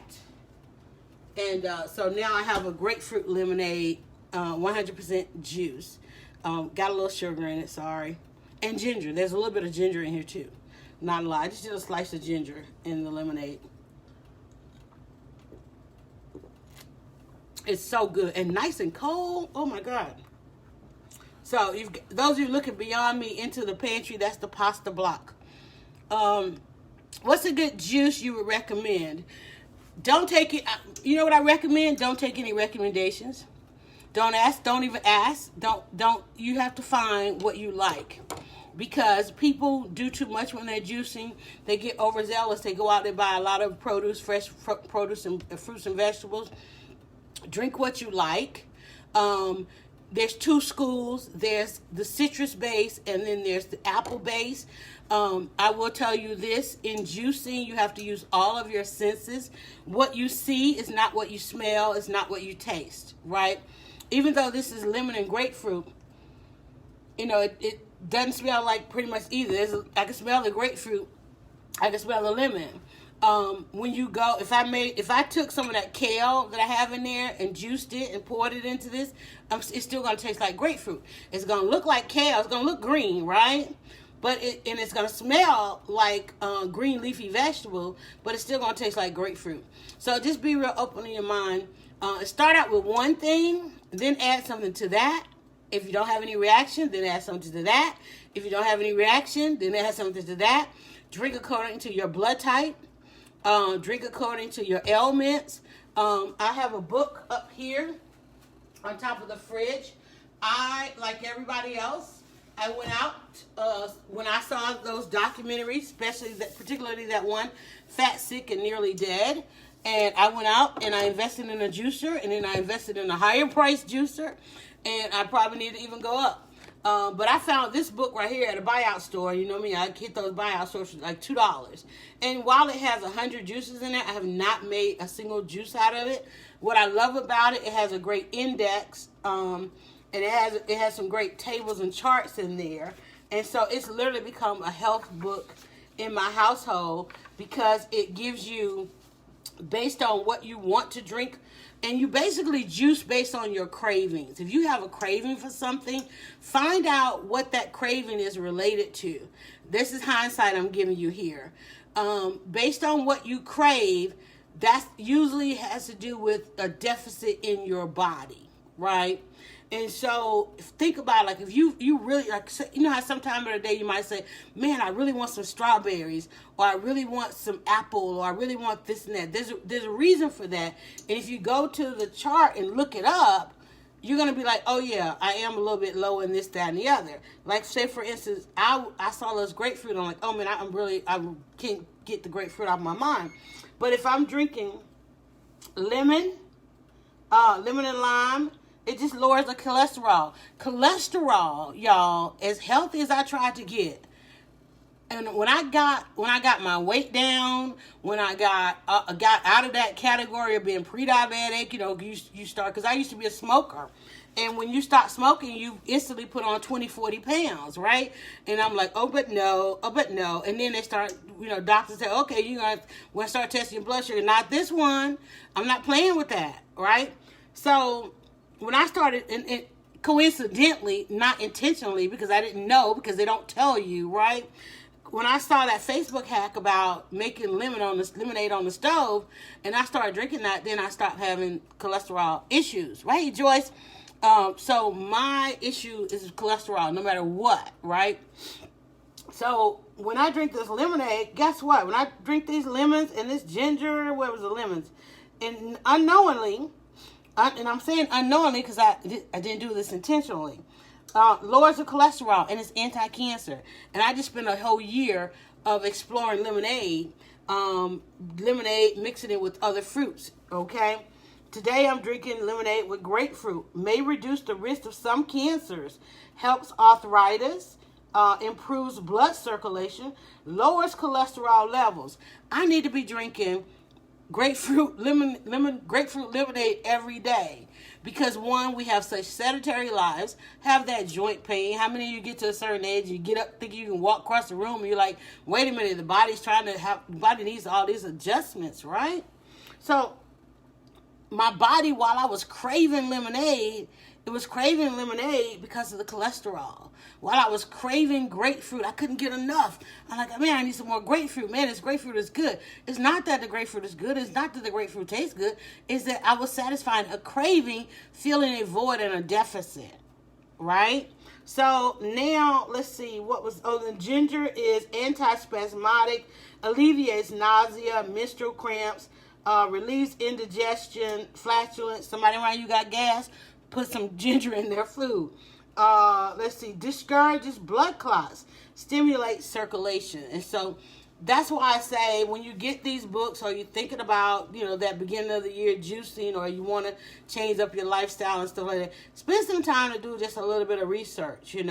Don't go out there and see, can you let me see that book again so I can screenshot? There you go. And it's backwards, but this one is called 100 Health Boosting Drinks.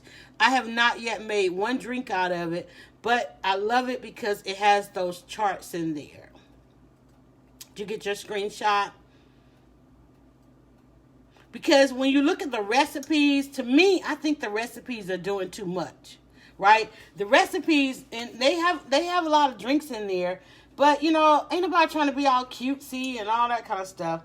But for me, it went better by going with, and even after that chart, they have a RDA chart in there, and then they have an ailment chart. I know for me, cholesterol is telling me that look, black eyed peas, okay? Black eyed peas, I got black eyed peas over there. Lentils, purple passion, wild mushroom dream. So based on your ailment, it's going to refer you to a drink, a juice. But then when you go look at that juice, look at those ingredients, and if it's something it has to be what you like, so that it then becomes a habit, and you start I like the lemonade. I had no problem making a batch of lemonade every week. So we're at the beginning of a new year. I probably have made 52 plus batches of lemonade, simply because this is something it was easy for me to commit to this without even thinking about committing to it. I said, I'm going to drink lemonade instead of soda. I'm going to drink lemonade instead of packaged drinks. But what made me stick to it was I like exploring the different combinations, and it tastes good. So I had no problem. And not only that, it became part of my brand because I'm a blogger. So everywhere I went, people were talking about my lemonade. And I'm like, I ain't even selling lemonade, but I got a great friend. If you want to buy some lemonade, I got a really good friend that is out at all the festivals called Lemonade Mixology. Definitely go and check them out. I don't sell lemonade. They do. But this is really good. And so think about it, commit to it. A lot of people that go out and buy a bunch of things and they start making smoothies with 5 ingredients, or juices with 5, 6, 7 ingredients, and they don't like it. And then you don't realize how much fruits and vegetables it takes to make a juice. This one pitcher of lemonade takes 2 lemons, 1 lemon per quart. So since I'm going to make 2 quarts, And most of the time, I made a batch enough for 4 quarts of lemonade. I'm gonna sit that over there so you guys can see it in case you have questions. Let me turn something simmering over here. That's still going. Okay, let me turn my cabbage off. My cabbage, I'll show you guys that. So let me see if I can get that without leaning that over too much. So I took the meat that we had for the holidays, which mine was a ham that we didn't eat. So, and I took that, I put that in some water. So there's a big piece of ham in there. Yours would be your smoked turkey, your roasted chicken, or the turkey bone, even the turkey bone, turkey breast, turkey leg, whatever. Put that in there with half of onion and 2 cloves of garlic, some salt, and some pepper. So as you can see, I've got cabbage. This particular pot right here is, I don't want to put that on my thing there. Let me see. I don't know if I can bring that over because this one's kind of hot. This one is that hot? It's not. No, it's not. My handles are not hot. You guys can see in that pot, there you go. So that one, same stock, I just put some black eyed peas in there. And I did a poll on my timeline if I should do, on my Facebook, I did a poll if I should do black eyed peas or cabbage. And it was roughly at 50-50. Right now it's at 60-40 on Facebook. I'm running a live with a poll on Facebook. So I'm going to check these and see if they're nice and tender. I went with a frozen black eyed peas that I had in my freezer. And let me see if I can just get one right quick. Hot, hot, hot. Y'all, those things are so freaking sweet. I didn't put any sugar in there. You know what? That ham, I'm going to turn these. I'm going to let these get boiled a little bit more. Oh, my God. You know what? We did a brown sugar rub on that ham. And now all that goodness is in those peas. And I'm going to tell you what's going to happen. I think I just spit a pea somewhere. Let me tell you what's going to happen. The family's going to taste that. And I don't have a lot. They're going to taste that and they're going to love it. I need to make some cornbread.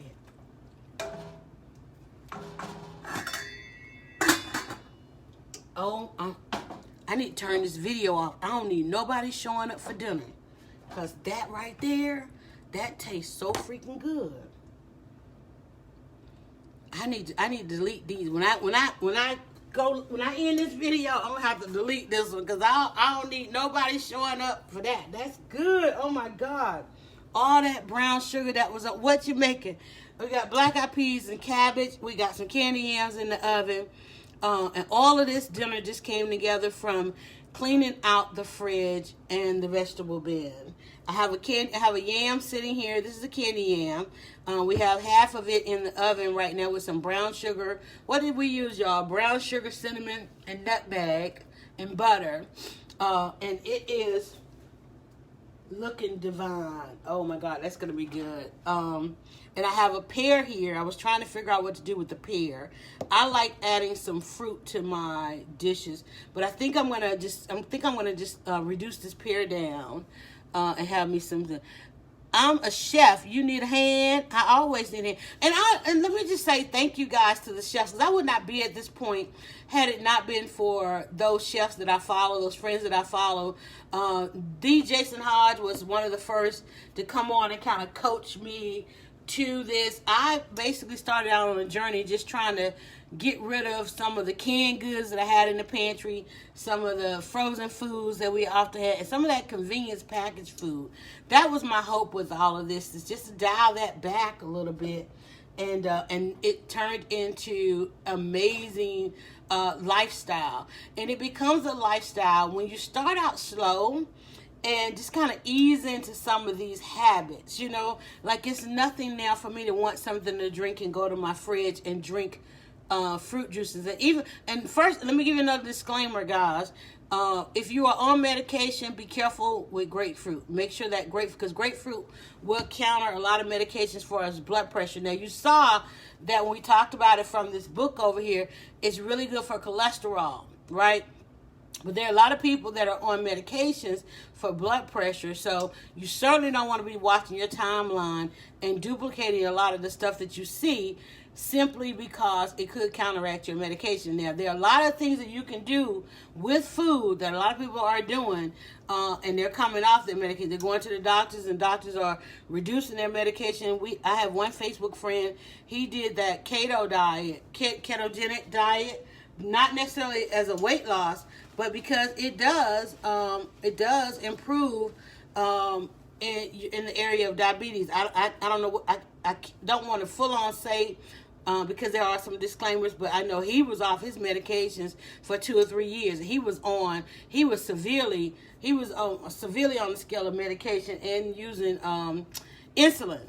And so going with that diet, he would post his meals, and he was probably at the beginning of the whole mainstream migration to it, and he did very well with it. Let me rinse these things off while we chit chat, guys, because I don't want to have a hearty cleanup later.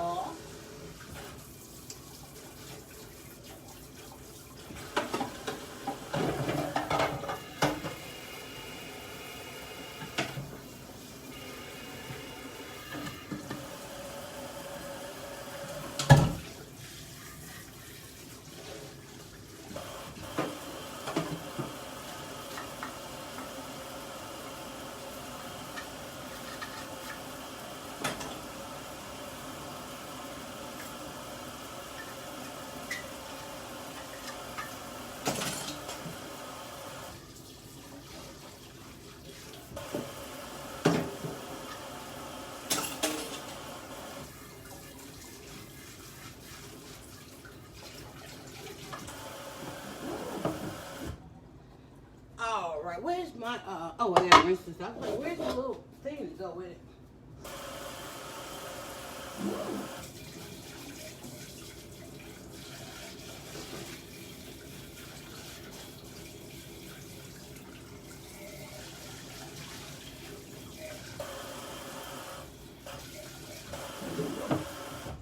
Now I know I'm serving wet t-shirt.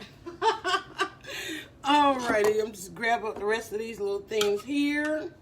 I gotta figure out like where to put that so it don't get stuck in there. 3 pieces, and then into the cabinet you're gonna go right there. Alrighty. I don't think we got much else, guys.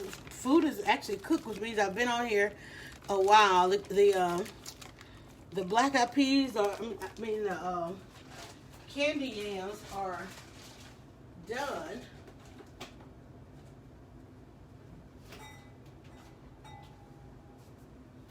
I am gonna make some. Ooh, yeah. Oh. Stop the madness. Stop the madness.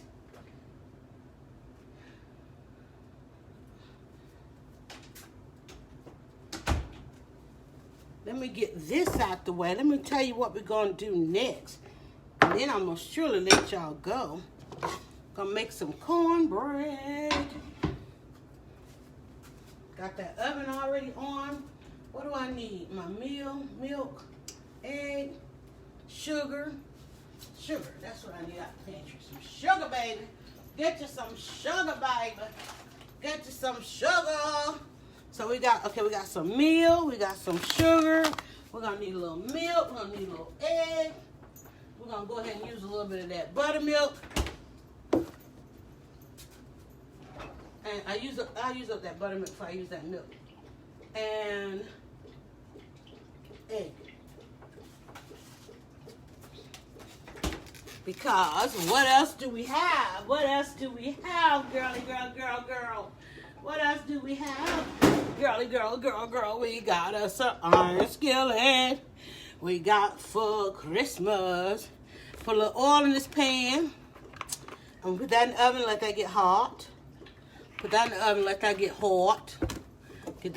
that pan nice and hot. Ooh, that cinnamon shot out there on me. Woo, Jesus. Got some cinnamon going on in there. I'm not gonna do a lot. Because nobody eat cornbread with me. Can't have this good old cabbage without some cornbread. And wipe that counter down. Got one more thing over here to clean up.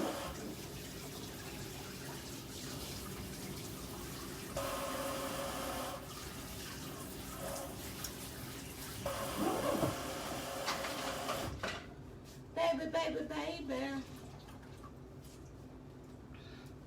This is the last thing we're gonna do. Y'all got me over here in this corner, trying to hang out over the stove. Let's see, I need another spot. Oh yeah, that can go right there. Perfect. Get out the way. And you can go back there in the back, because you're in the way too. I don't know how I ended up with all this stuff on my counters. And keep in mind, I had not been in the kitchen in like 20 years. And a lot of people don't believe me when I say that. But I have not been in my kitchen in like 20 years. I've literally only been back in the kitchen within the last 4 years. Religiously in the last year of branding this kitchen thing. Of branding the cooking and hanging out with the recipes and hanging out with y'all and all that kind of stuff. I came in here, turned that camera on about a year ago. And this is where we have spent the year. Twice a week in the kitchen. A little bit more frequently now, because now families starting to trust I know what I'm doing. And so they now come with all kind of requests. I woke up at 8 o'clock this morning. My daughter came in. She said, okay, here's what I want. I'm like, I don't remember asking. But go ahead and tell me. Oh. So she requested, and look, ain't nothing on this stove, nothing she requested. She didn't need to get up and go to the store and get what she requested. But she wants to do a stuffed chicken, but she wants it stuffed with just cheese. And I have a thing about chicken and cheese. It just seems like interesting to me.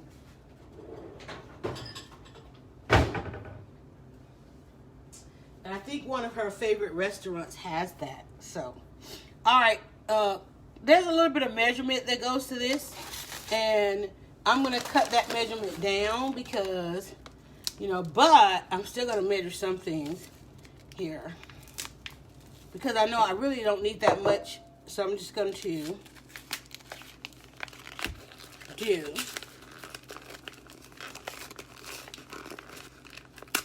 a half a cup. We'll go half a cup. And I've never measured cornbread in my life. But I know now, because there's so many people who ask for a recipe. I have never measured cornbread ingredients. I just have always, when you grow up in a cooking household, and I'm not going to say whatever, when you grow up in a cooking household, the minute you can reach the stove, you are assigned a task and probably a day to cook.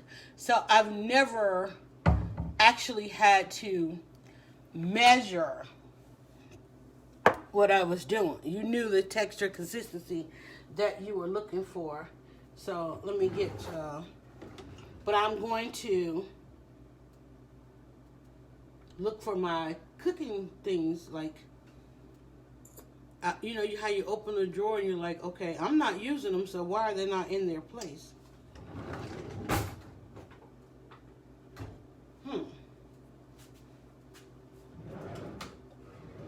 It's like every time somebody different cleans the kitchen, I'm like, I don't understand. How do you not know where I want my stuff? And every time I do that, and I'm looking for them, and they're not in the drawer, they're still in the dish bin. So we're gonna go with just a half a cup. I'm gonna see what a half a cup, because I don't know that I want a full-on cup. Because I know, I think everything in life starts with a cup. Let's go with a cup. We're gonna go with a cup of meal. Just to give you a recipe, I don't need one. And look like a cup is not going to give me as much as I need.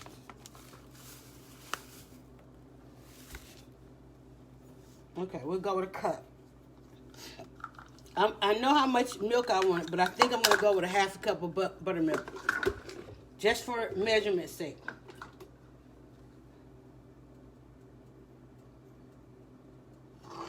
All right, so I'm going to go with a half a cup of buttermilk. And I will fix this in the end if it doesn't give me what I want. I want to go with 1 egg.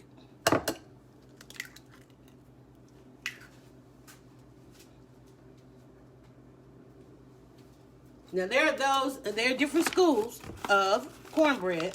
Some people like hot water cornbread. They didn't add it to hot water. I'm going to put a little hot oil in there. That extra oil that I poured in that pan, I'm going to pour a little bit in here, and I'm going to keep the rest in that pan when it gets hot. And I know you're saying, well, that's not much more than the box. It is not. Because you buy the box, and you still have to add all that stuff in there. And I'm going to put in a little bit of sugar. Because I want to make it sweet. I don't want to make it like the box. But I want it to go sweet. So I'm going to put about a 1/4 cup of sugar. Because I still want it to be cornbread, but I'm going to go in there with a 1/4 cup of sugar. And I'm wasting milk, buttermilk everywhere.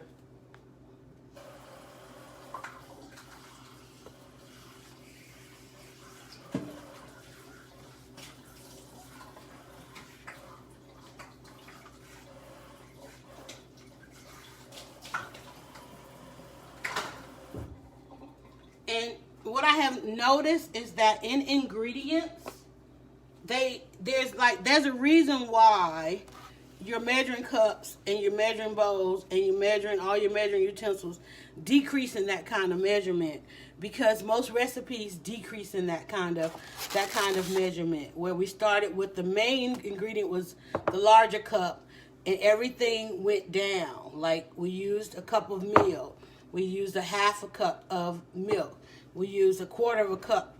God, you scared me.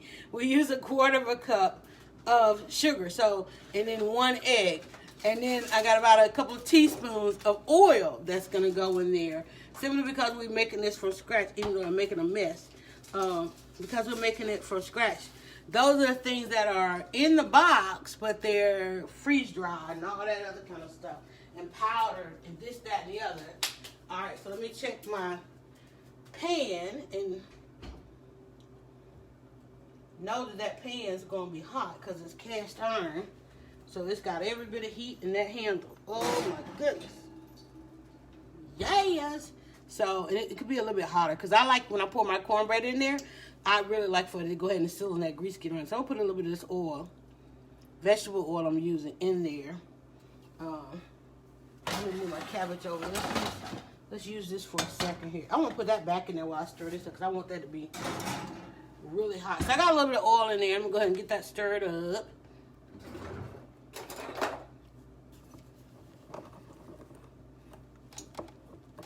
I'm gonna have to go in with a little bit more milk, because we're trying to do a recipe for those that are watching. So I may need a little bit more milk. May or may not, I don't know. I like mine thick.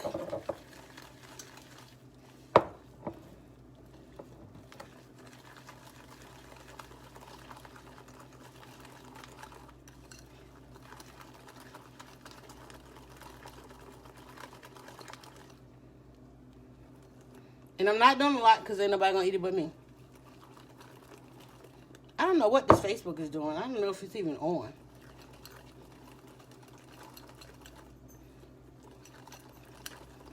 I may not need any more milk. I'm not gonna do any more milk. That actually worked out, didn't it? Worked itself out.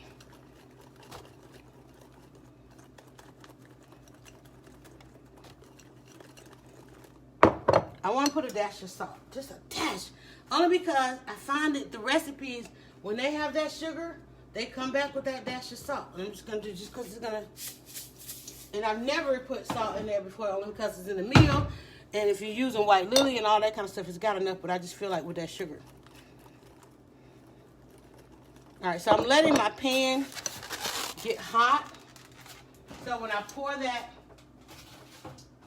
cornbread in there, I almost get like a sizzle. And I'm gonna get this milk up down here. Ugh. I'm gonna be sweeping and mopping today. Uh-oh, look like we're getting some little bit of weather. It's all gloomy out there.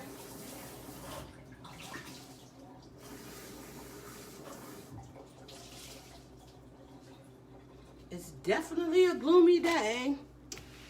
All right, we're gonna let our pan get a little bit hot while we put up all our mess here, because that's gonna be the last thing. Cornbread is the last thing to go in the oven.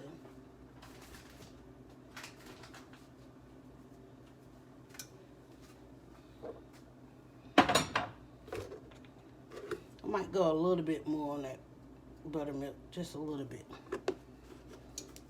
Still got some buttermilk left. Goodness, I can't get rid of that buttermilk for nothing. My candy yam, got a little candy yam left.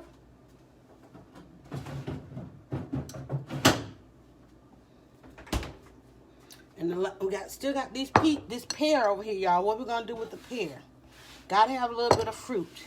Old school, them OG Sunday cookers always, OG, them boomers, silence, always had a little fruit with the Sunday dinner. Even though we've got the candy yams. I think I still might put it in there with those candy yams. Okay, let me give that a little whip again. Let it rest. Let me tell you, let it rest. You see that in a lot of recipes, and there's a reason for that. I don't know if you guys can see it on the screen, but this is definitely thickened up a little bit. And I'm gonna give it one more stir. Get that. I just put a couple more drops of milk in there just to.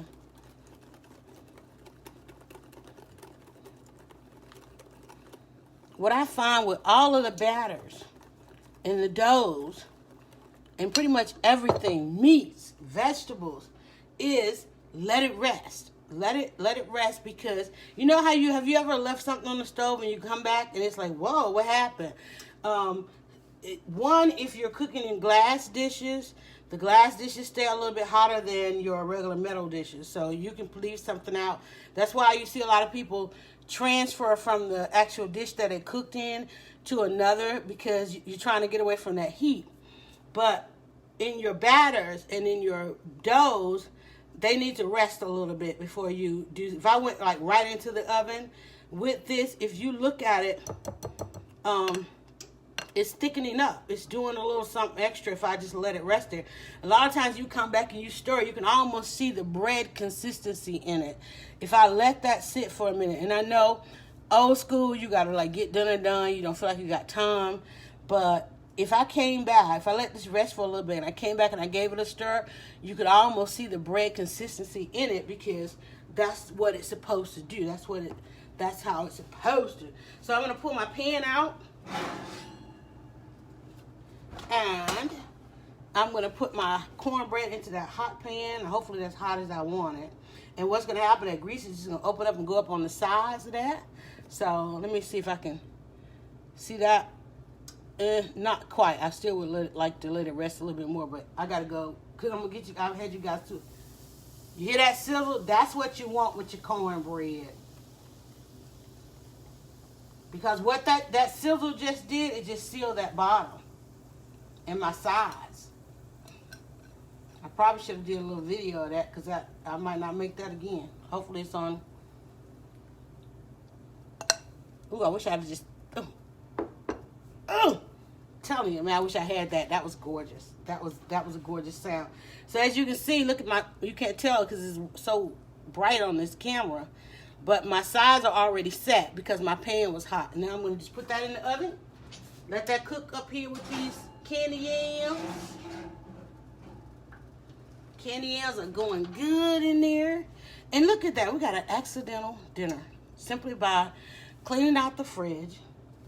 We have got some cabbage, black-eyed peas, candy yams, cornbread, and we got leftover meatloaf.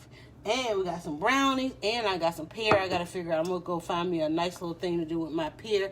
Our poll at the end of the day ended up 60% cabbage, 40% on the black-eyed peas. Let me see those cabbage. You can definitely see, if you can see them, because the broth is so thick and good and juicy. See that? I got that ham left over from New Year's Eve dinner. And that broth, see that thick broth in there? And now keep in mind that ham had a brown sugar coating on it. So both my peas and my cabbage have a good hearty taste to them. We hadn't even tasted the cabbage. And see, I didn't cook that cabbage long. Look at that. We just kind of let it get nice and wilted. Put a little, I drowned it in pepper because I love pepper. Put a little garlic in there and onion. And yes, it's got that sweetness of the ham. Oh my God. Look at that onion. Damn it, where you going, onion? Get back here. Oh, can't get that one. It's gone, I'm gonna eat it though. Oh my goodness. Let me get out here before somebody try to come to dinner. Black eyed peas, you want to see the black eyed peas? They're still going over here. There go the black eyed peas, same stock, except for these are sweeter because I didn't put pepper in it, and I just put a little bit of salt. I hope I put some salt in that. That's the black eyed peas, that same stock. Can y'all see that? There you go. Let's bring it down a little bit. There we go. So we got the black eyed peas cooking in the same juice that the oh my God, that looks so good, honey. You ain't seen nothing yet. And all I did was, like I said, this is getting a little hot. Let me get a grip on that. Let me get a, where my thing at? This was, again, the meat that we had left over from all that holiday cooking. All these have been leftovers in the fridge. We had some black eyed peas left over from the black eyed pea soup, collard green soup that we did. Hey, Sheldon. Hey, y'all. And so I was getting ready. I said, I gotta do something with that ham. I took part of it and made a big old pot of stock. And I was like, what do I put in the stock? Do I put some black eyed peas or do I put some cabbage? And it was like 50-50 right there. It's like 60-40. So black eyed peas in one, cabbage in the other. I chopped the ham up, a few of those pieces. Think about it, if you ended up with one of those honey baked hams. Ours was a store-bought ham that we put our own brown sugar coating on. And so it's really sweet. They're really good and they're really sweet. So you can see I've got some ham. Let me get a big spoon of that. So it's got plenty of ham in it. It's pretty half ham, half black eyed peas. And so I'm gonna go ahead and bring these back to a boil. I was trying to let them slow cook, but I'm gonna go ahead and bring those back to a boil. One thing about black eyed peas is you can never really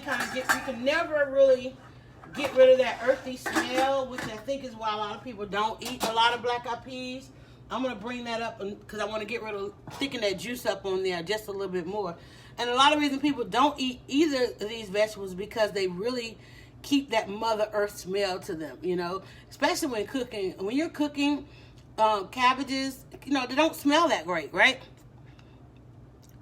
I need to consider doing a cookbook. I got some irons in the fire. But not necessarily probably a cookbook from kind of a story of the food and story of how I got here always.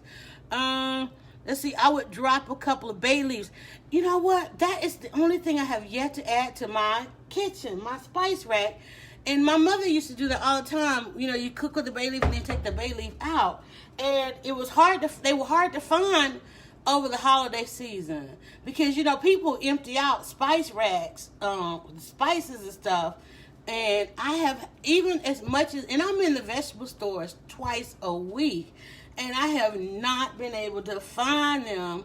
I don't know if it's a neighborhood thing around here. Maybe people aren't using much of it. You know how some people don't use spices. But let's see. So what we doing with those pears? Trying to decide what to do with the pears.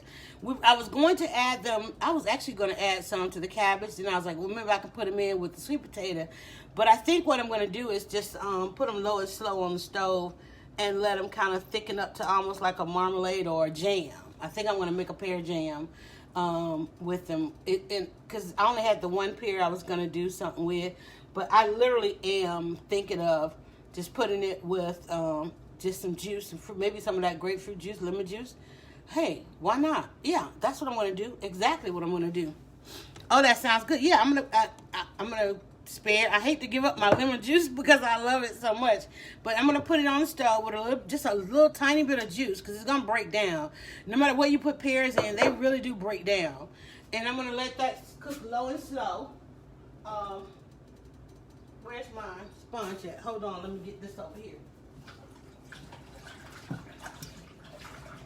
Hold on, let me get my dish rinsed out here.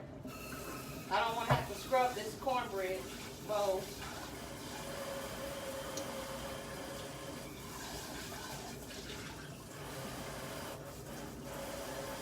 All right, so we're going to grab the saucepan for that.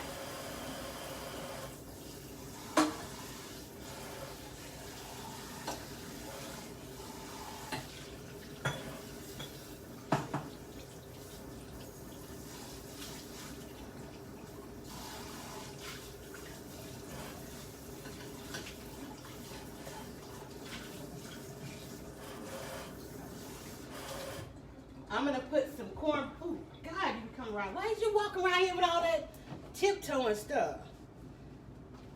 Goodness gracious, girl. Put them bells back on your door. What you got going on with your hair? Just twisted? You trying to pretend like you're not. She's trying not to make noise on the stream, but she's scaring the mess out of me because I keep turning around and she just standing there. I need you to make some noise. Let's see. Or simmer the pears in some red. I don't have any more wine. And that's what I was intending to do, some red wine. Because we remember we're going to do the red wine pasta. So that's the thing. That's Tuesday. We're going to do a red wine pasta. We're going to make a pasta that has red wine in it on Tuesday. And it's oxtails. I'm not going to do it in the oxtails. I'm going to do it with the stew meat. So we're going to do stew meat. So the pears are going to go in. Just like that. And you know what? Because of the lemon, I'm going to put some lemon in there. So, and I'm just going to cover them, just lightly cover them because I don't want to use all my lemon juice. So I've got some lemonade. I'm just going to put a little bit of lemonade. Look, got sweet potato in there with it. I'm just going to put just a little bit to cover. Go ahead, lemon. You can hang out in there with it. All right. And then we're going to, I'm not going to cover it because I want it to reduce. I want a reduction on this. So I'm going to take the brownies. I'll bring the brownies over here with us. See that, y'all? We got to finish off these brownies. Why are these brownies still here? Oh, my God. Why are the brownies still here? We'll put that over there and get that going. So look at that. I'm going to have some pear jam for tomorrow, for breakfast tomorrow. Put that on the front. We're going to go ahead and bring it to a boil. Then we're going to turn it down, let it low and slow. I need to put a little bit. I'm wondering, should I put some sugar in it? I know, right? Hey, Tonda. Hey, Drea. Drea's back in. Drea gave us some great advice this morning. We had a great discussion on using the salt. And why? I just cooked cabbage over here. Now, why is this pan smoking? Like, really? You see that? I just cooked all that cabbage there and it didn't do that. Something's on the bottom of this pan. That's what it's telling me.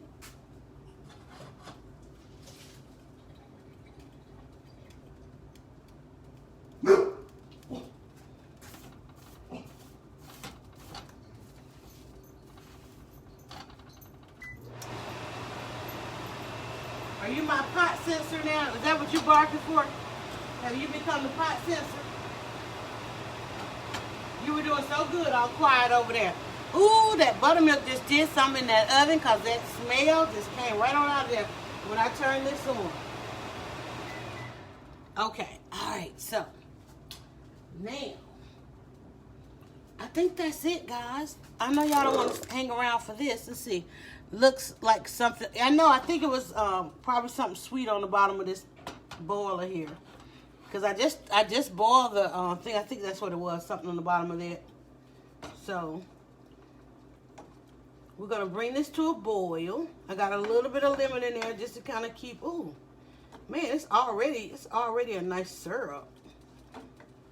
I might not need any sugar. I think I'm gonna wait to sweeten this at the end because no matter, I'm trying to get this little bit of seed out of here. Yeah. The pear in and of itself is already breaking down. You better not leave before that cornbread. Oh, the cornbread. Ooh, that cornbread is rising into the top. Okay, we'll stay to the cornbread. I turned my hold on, I turned my peas back up. Let me see what I got my peas on. I turned the peas back up.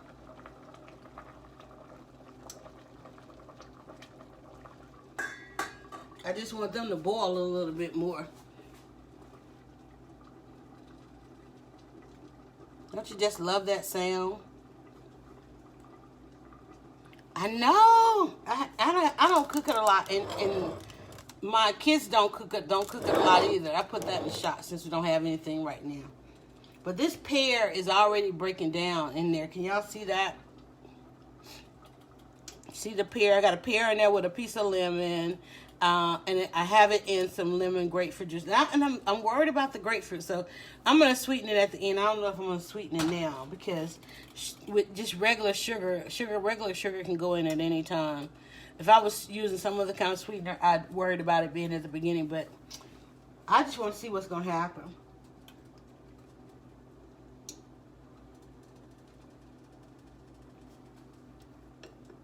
Again, I'm drinking grapefruit lemonade. Grapefruit lemonade is our lemonade of the week. And we made about 15 ounces of grapefruit juice just from about 3 grapefruits. And I'm like, I'm going to be mad if I just try to drink 15 ounces of grapefruit, so I added it to the lemonade. And that gave me, in the lemonade, I made 2 quarts of lemonade. And I already drank a quart of that. I like pears poached with lemon juice. Is that what we're doing? I think that's kind of what we're doing. Except I spiralized it instead of the halves. So I see what you're saying. If I'd have done the half and put it in there. And that's what I've got to learn. The different styles of cooking, like braising, boiling. The difference between the two. Poaching. So it's kind of like, basically what I'm doing with this is I'm reducing it. I'm going to reduce it down to a syrup. Or thicker. Put a little honey in the pear to take the edge off, the citrus. That's what I was thinking. I was like, what's another sweetener? Now these folks know I am 5'2", and they got this stuff way back there. Hold on. That's another reason why I like this spatula. I can reach the cabinet. So we're gonna put a little bit of honey in there, like you said. I'm following y'all. I'm listening. I am not gonna rebuke the advice. Hold on, what we got? Drina, woo, now that sounds really good. Gonna have to try it. Pear will get sweet. Okay. Ooh, it's getting a little boil on it here. Let me get my honey in there. How much you think? Not too much, because I know honey will take over as well. All right, we'll go with that. Is that enough?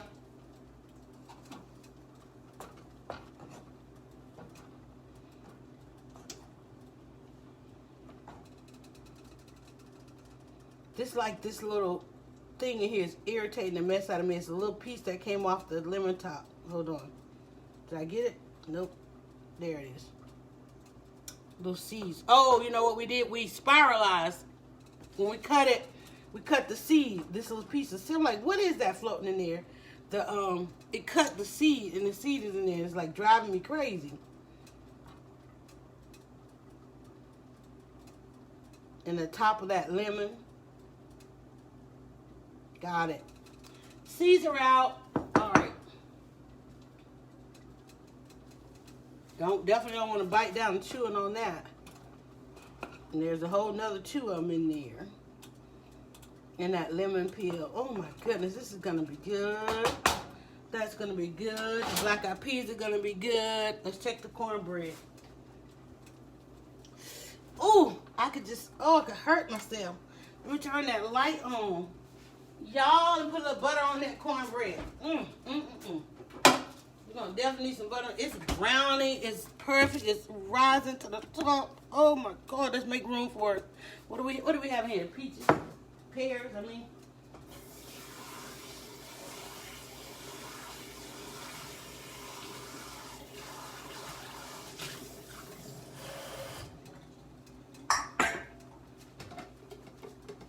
All right, so we're going to turn this down, let that go low and slow.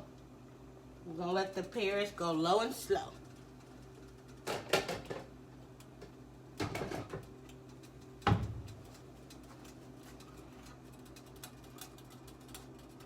That grapefruit, see that orange part? That grapefruit is coming to the top.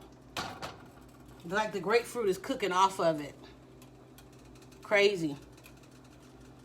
Let's see the yams. The yams are still in the oven.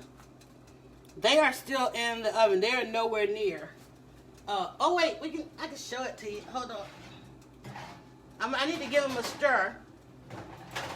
Ugh. So there's the yams coming out of the oven. They're going back in, but it's time to see all that liquid came out of there.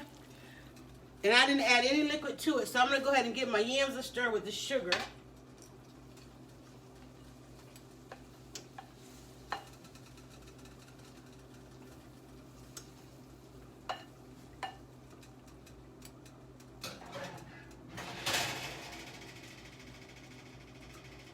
The cornbread is browning on top, so I'm gonna let that brown. Cornbread doesn't cook that long, doesn't take that long. So I'm gonna let that brown up a little bit more. And this is going, the black eyed peas are back up, and oh my God. Can y'all imagine the plate I'm about to have? And I'm not gonna cover this because I want the juice to reduce. Butter and brown sugar on the yams, yes. And we added cinnamon and nutmeg. Butter, brown sugar, cinnamon, and nutmeg. Basically, it's a sweet potato pie. Oh my goodness! Everybody kept throwing out spices, and I'm like, okay, y'all, we're not making sweet potato pie. We're just making some candy yam. So, but I noticed the grapefruit is grapefruit basically has become a foam, and it's cooking up off of the pear.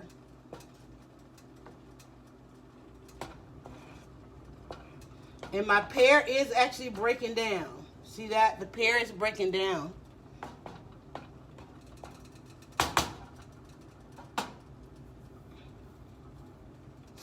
All right, my black eyed peas. I want to kind of take this top off. I want this juice in here to kind of reduce a little bit. I'm gonna leave that open. I want that. I like my black eyed peas kind of thick. I don't want them like so liquidy, you know. So I'm gonna leave that top off and let some of that juice evaporate. I just want a big piece of cornbread and a tall glass of milk. Oh my God! Hey, Nolans, I didn't see Nolans come in, guys. On the and those of you on the Facebook side, if you want to watch what goes on Periscope, you don't have to go to Periscope. You can go to Twitter, and I'm Dryer Bus on Twitter, and a lot of the cooking that I have moved it to Periscope. Me too, creamy. Right, I want a creamy consistency, and with the top on there, I'm not losing my liquid. My liquid is not thickening up. So as I took that top off a little bit, I want that thick.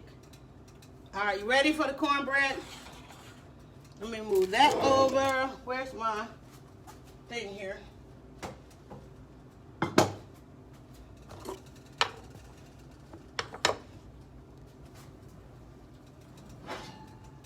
I still wanted to brown a little bit more. There we go. See that? There's your cornbread. Go put a little butter on and put it back in and let it brown some more. Isn't that good? That's some goodness right there, honey. That is some thick goodness. And it's firm. It's really nice and firm.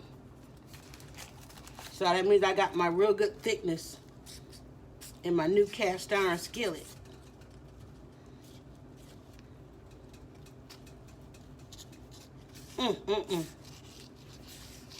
Oh my God, I can't wait to cut into that. Look at that picture. Look at that video. Ooh, child. Somebody needs to come. Didn't those little girls invent that thing that lets you rub butter on there? Where are they? Didn't they do a GoFundMe for like a butter stick that comes out like a glue stick? What we cooking, Sean Smash Jet? We got some black eyed peas, some cabbage. We are making some pear jam right here. We got some cornbread about to go back in the oven, get a little bit darker. Just putting some butter on there. I'm teasing folk with the butter. We basically took, these are some of the remnants left over from all the holiday cooking. You're going to eat your cornbread. Why you make me read that? Why'd you make me read that? And then I got a little bit of candy yam. See, I told y'all I had to get out this stream for certain folk know where I live. They show up for dinner. And I got some leftover meatloaf, so I got to figure out. And there's not enough meatloaf, so I got to figure out what meat I'm gonna fix because they tore into that meatloaf. I made meatloaf on a Friday, and I thought it was gonna last all weekend long. And no, that meatloaf is gone. Got a couple of brownies left. This is my famous gingerbread brownie, y'all. I'm telling y'all, this thing is so good. Look at that. Molasses on top. I'm going to eat her. What's in a box with 100 drinks in the back? After recipe booklet, we were talking about juicing. So, in the pot right here, that's cabbage.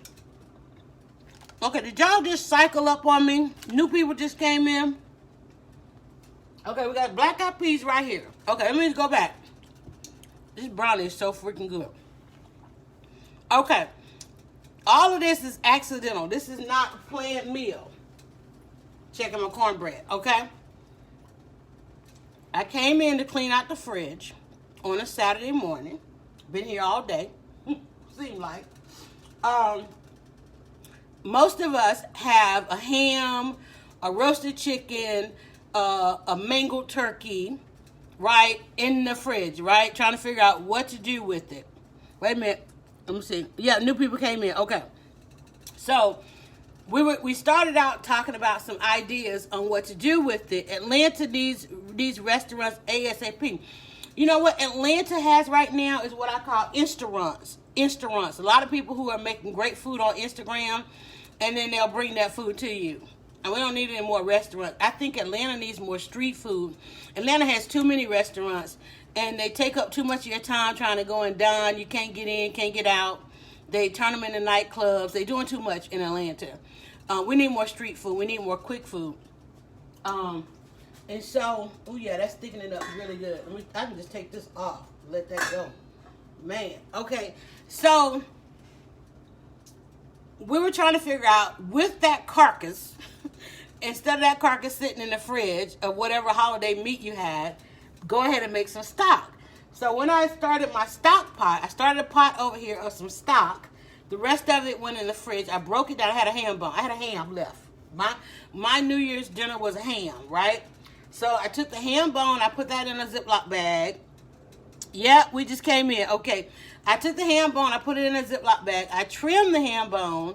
And I put the trimmings into the pot, as well as some of the juices that was in that broiler, and made a really good stock. And even after I did that, I had some left over. I did a poll if I should put some black eyed peas or some cabbage, and everybody was 50-50. Right now, it says 67% cabbage, 33% black eyed peas. So, and it was 50-50, so we made black eyed peas and cabbage, right?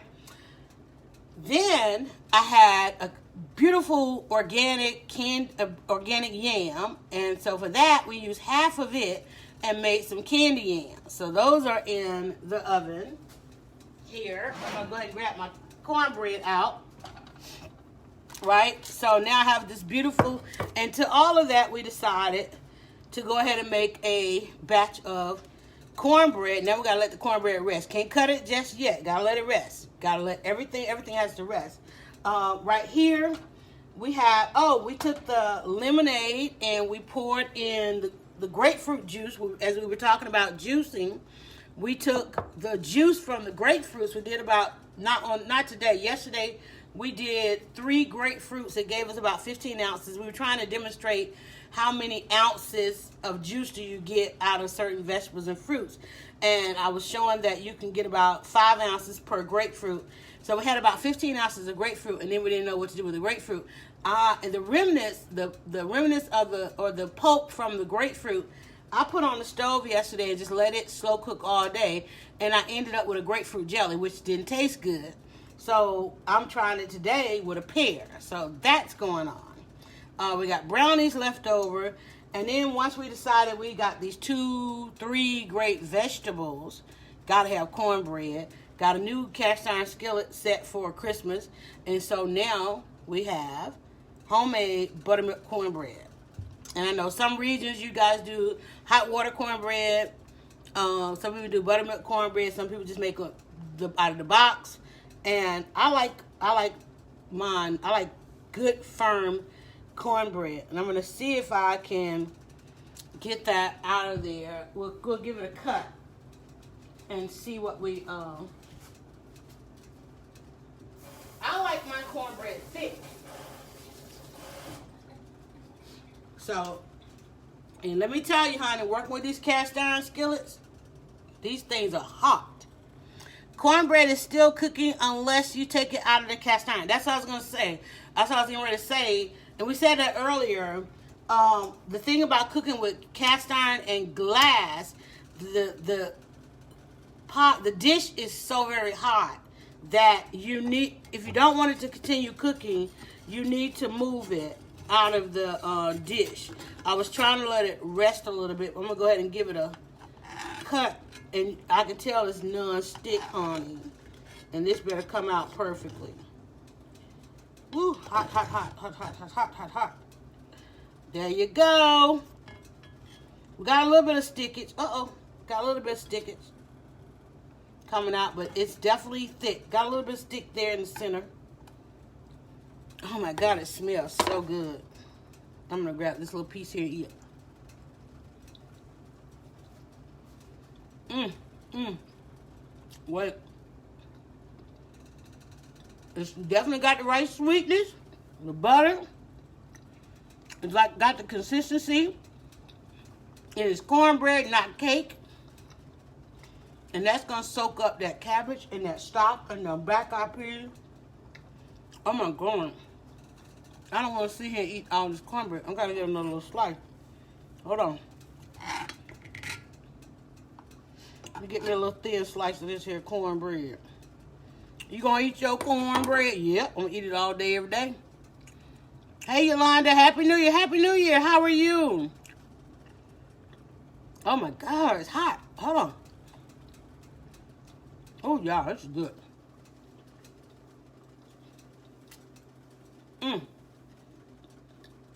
Okay, I'm sorry. That's gonna be good with some cabbage. That's gonna hit that cabbage off. Right, for letting it rest.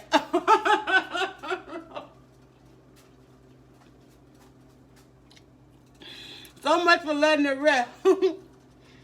It's good.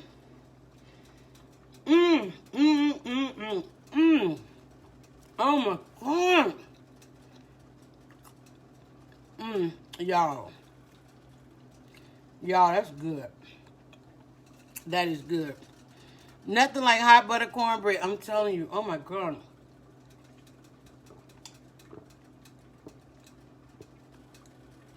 Oh. And I haven't had cornbread in a minute. I don't even think, we made cornbread dressing for holiday. And doing neck bones, mac and cheese, yeah. Oh, that's what you got over there. My daughter wanted some mac and cheese. We're going to probably do some mac and cheese tomorrow. She said neck bones, mac and cheese, cornbread. What was the other? What are you cooking? Let me see. Wait a minute. I missed it. Sometimes Periscope does something different. Let me see.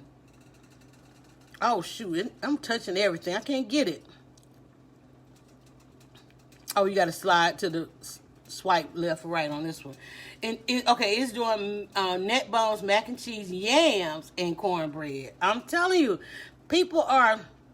Oh, how did I tap my screen? Look at this thing. I'm doing everything but getting a comment. Okay. Miss Shawn, thanks. It's my Sunday meal. I know, right? I'm drinking grapefruit lemonade.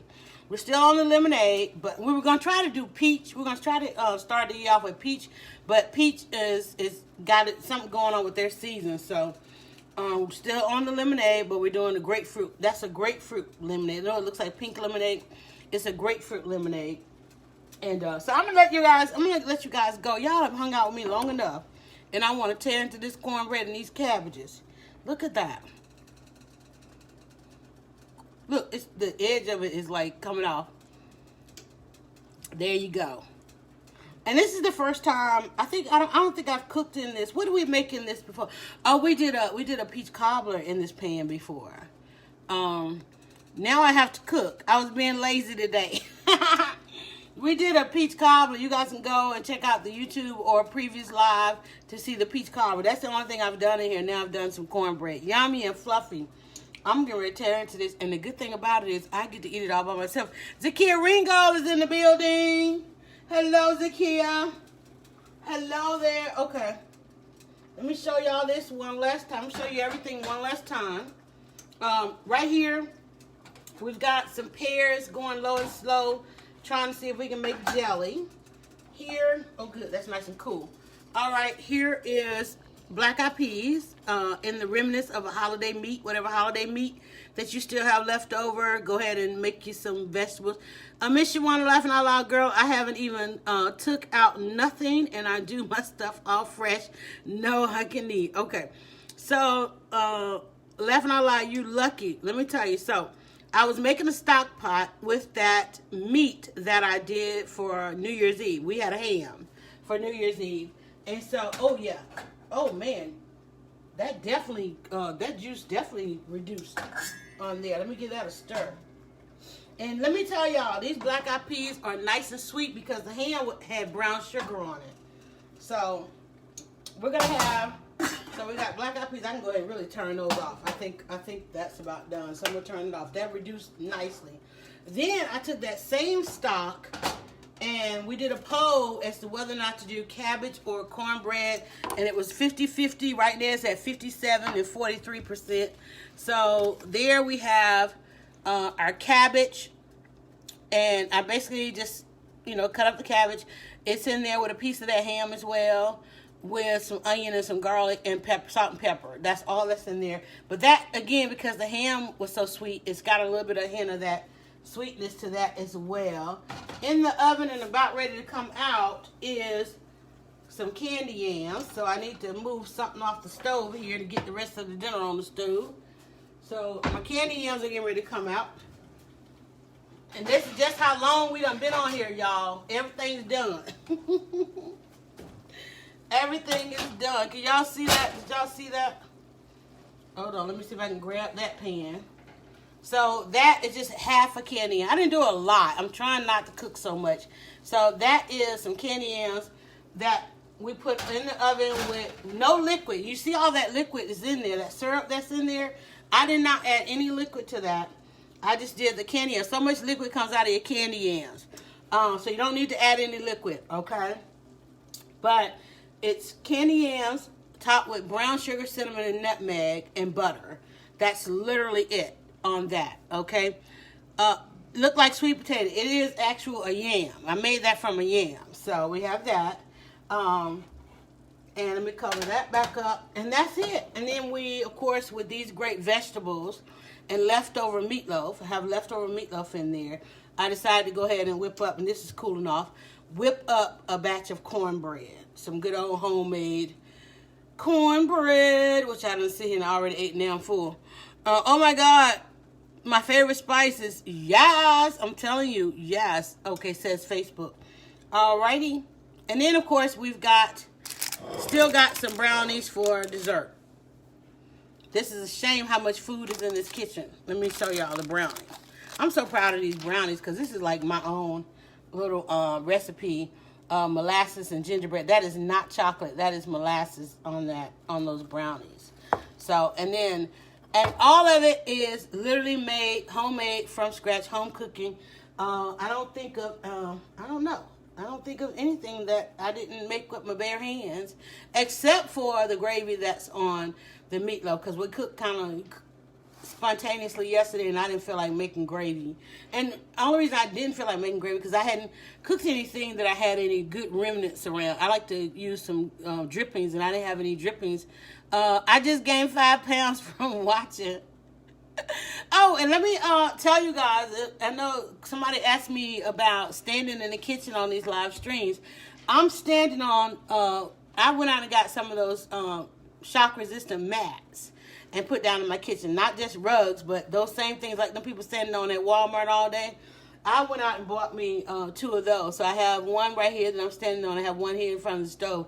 And I literally need another one to go in front of the sink, because when I hit this stop button, I have to spend some time over at the sink. But you guys notice I've tried to wash things as I go along, so I don't have a mess of cleaning to do after the fact.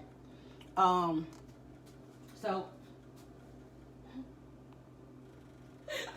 I'm laughing because my poor dog, he done like lay in the hallway. He's not allowed to come in the kitchen.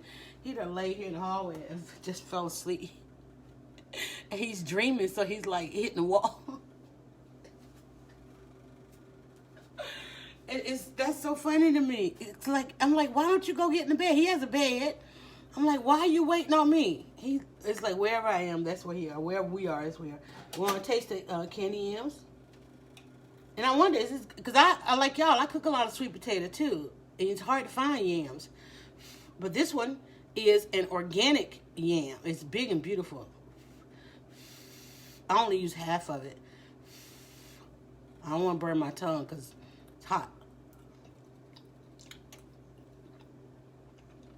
It definitely is. There's a difference between the sweet potato. And here's the difference. Oh, I have one. Let me show you.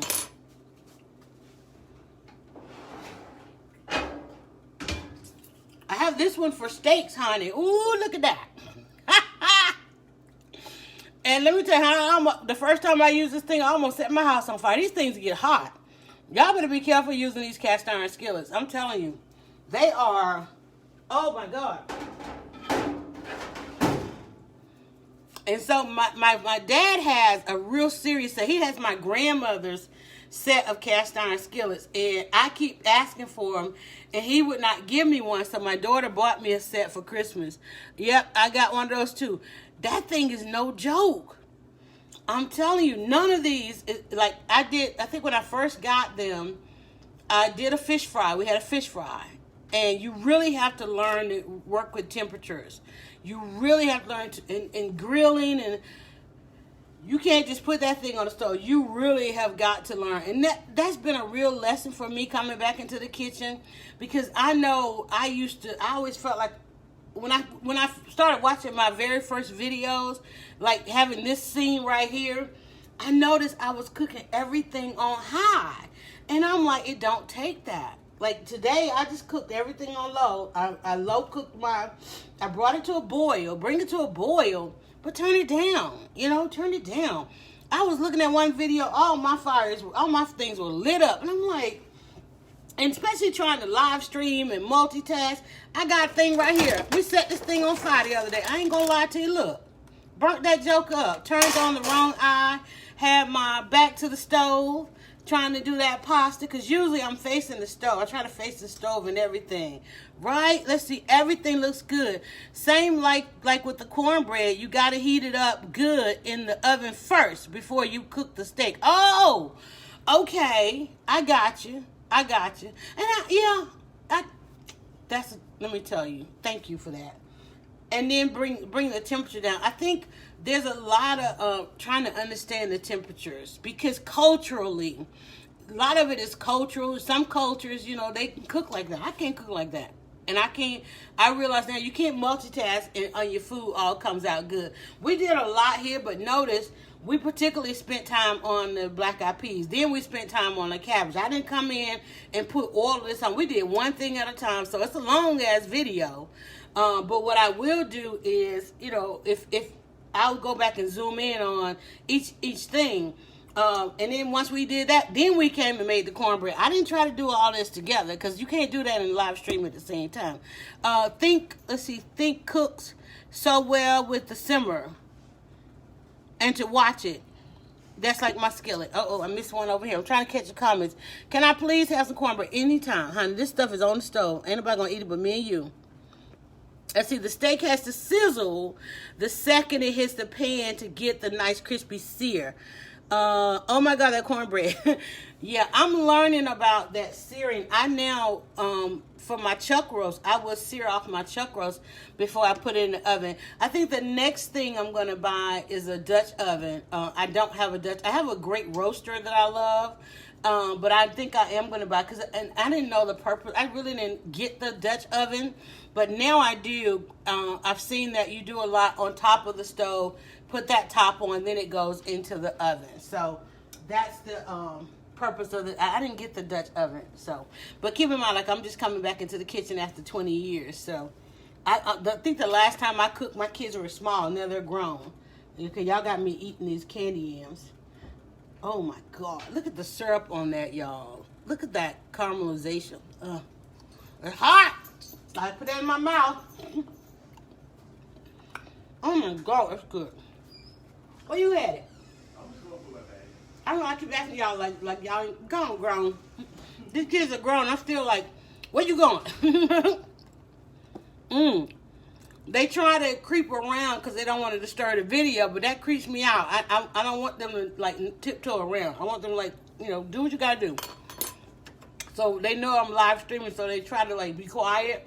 But then I hear that little bit of noise behind me and it freaks me out. I need a Dutch oven too. There is at the outlet, what is that, like that Tanger outlet? There's a store there that has a particular brand that everybody's buying. I'm not one for going for all the popular stuff, but there's a whole store that sells nothing but Dutch ovens. Chrissy Teigen just came out with a Dutch oven, and I've been buying a lot of her little things. Like I like her little sets. Now she's got a lot of artistic stuff. Like I just bought her measuring bowls. He's mad because he went out without him. He thinks he's supposed to go everywhere they go. I'm in Georgia myself, so like Chrissy Teigen has come out with a line of dishes. Like here's a 1 cup measuring bowl. I love that. This is like a set. That's a set right there. And then she has all these other little pieces. Like I love her. And you guys know I use a lot of this in my videos, so that's why I bought it. Dog wants to know if he wants to go outside because they just went outside. And then like the little pinch bowls. I love the little pinch bowls. Like when you're trying to line up your ingredients. So these are really cute. I love this. I think she did a great job of selecting her products. So I have everything. The only thing I need now is a Dutch oven, and I will be complete. That's Chrissy Teigen's brand. It's at Target. But when you are shopping at Target, guys, remember they are matching prices. So check Amazon. Whatever you're going to Target to get, check the Amazon price. If it says sold and shipped by Amazon, they will match the price. I saved $10. I was buying an attachment for my KitchenAid, and I saved $10 just by asking, will you match that price? And they were like, hey, they rather you come to them than to go to Amazon. And I'm not an Amazon person. The book over there, that particular book is on the juicing, because we were talking about juicing earlier because everybody's juicing, and because I'm drinking grapefruit lemonade. So this is probably going to be what I'm going to do this for a while, because last year we did blueberry lemonade, we did peach lemonade, we did a mango lemonade, mint. Blueberry and raspberry lemonade is my absolute favorite. I'd rather Amazon come to me. I know. I don't like bankrupting my neighborhood. But Amazon is lunch. I know with their Prime. I got ad. I saw a Facebook ad or something where Amazon is now delivering from your local stores. Something like that. They're in partnership with the stores now. Because people have that concern, they want to do local, but the hard part is trying to get local to compete. Yeah, you're gonna have to match their prices. I'm sorry, you're gonna have to come down off some of that markup if you want to continue to live in the community. Because I don't want my community to have a bunch of empty big box stores around. So I try to do it. I just try to shop local. And some things you have to go to Amazon for, because people don't realize how much that's a part of our lives now. Apple grape juice, apple. And I don't do a lot of apple. I think because when I first did the juicing thing, I did a lot of apple. I do keep a lot of grapes on hand. Let me tell you, white grape juice, for anybody that has like those dark circles around your eyes, white grape juice and white wine. Okay, I mix the two. I mix white grape juice and white wine. That will lighten up those circles. Because again, that's a deficit. And when you're juicing, and you have a craving for something, it's simply because there's a deficit of that in your body. Thanks for sharing, Cool Stream. Thank you for watching. So that's one of the things we were talking about. If you're going to get a book on juicing, make sure it has the different charts in there that tells you what each fruit and vegetable will offer to you, and what it does, what it counteracts. I use Instacart too. Now, I love Instacart because that's a person literally going to the store for you. So I love Instacart. I use Instacart too. I'm still debating on whether or not I want to pay that price to get rid of the delivery charge. And every time I think about it, I forget about it until I get ready to order. because a lot of times, sometimes I have been live and needing something, and I'll like go and get it on Instacart. But unless you have that membership, you got to pay for your delivery. Let's see. I'm disabled, so I can't really. Yeah, try the Instacart. Instacart. INSTACART. There's usually like 3 or 4 stores in your neighborhood that you can order in the app. So you don't have to worry about where it's coming from. It's literally somebody putting your order together at the store and somebody jumping in their car and bringing it right to your door. And if you order particular brands, so much of a particular brand, it will reduce the shipping, reduce the delivery fee.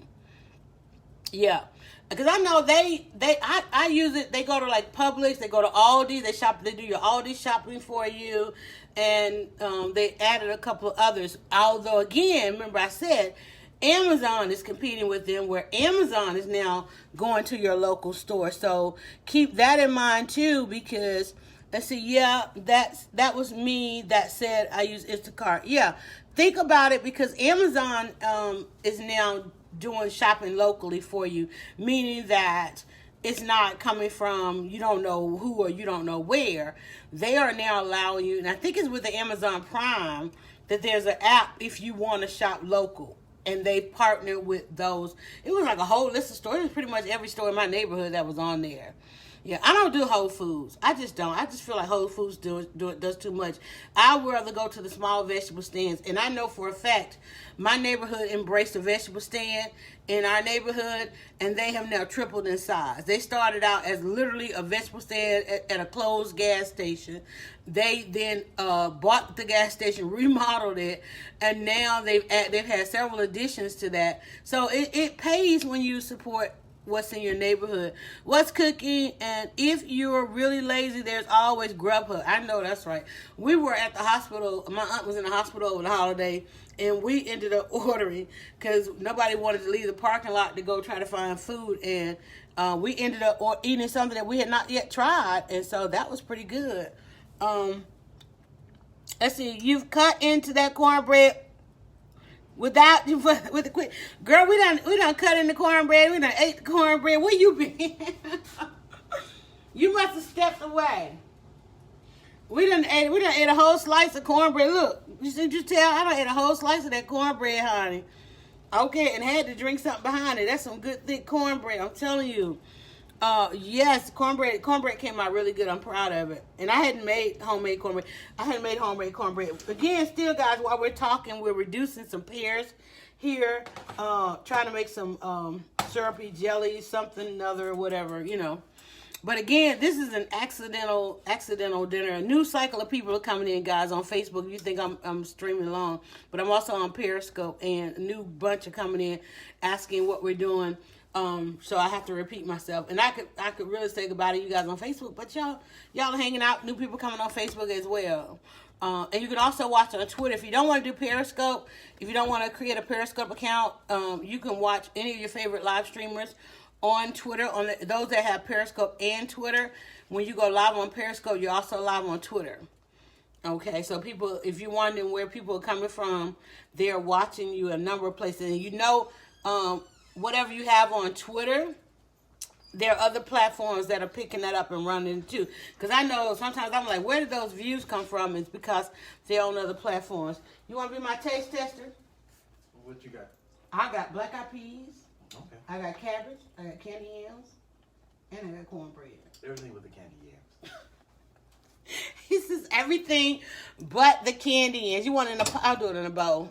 You don't mind your food touching? No, man. Okay, he don't mind his food touching, so he don't want to do candy yams. I'll tell you the truth. Now this has got a lot of ham in it. I took that ham we had for Christmas. Oh, put it in there. And actually I was trying to make some stock, and then I was like, okay, I need to go ahead and cook something with that. I'm gonna put this. You want just a little bit of cabbage, or? Yes, ma'am. Okay. Hold on, let me try to. I don't cut up my cabbage, so it's just a little piece of cabbage. I'll do a little piece of cabbage. I know you ain't gonna eat it all. If you want some more, you know you can come back. Yes, ma'am. And you said cornbread because you don't want candy in. How you not want candy in? What did I cut that cornbread with? Where my knife go? I'm telling you.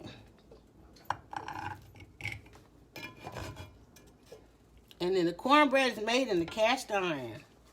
Let me know how it tastes. I know the peas are sweet. You want a spoon or fork? Oh, this is fine. There you go. All right. No, that's not BJ. Girl, BJ is not even back yet.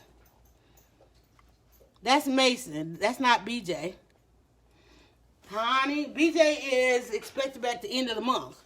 He'll be back stateside at the end of the month.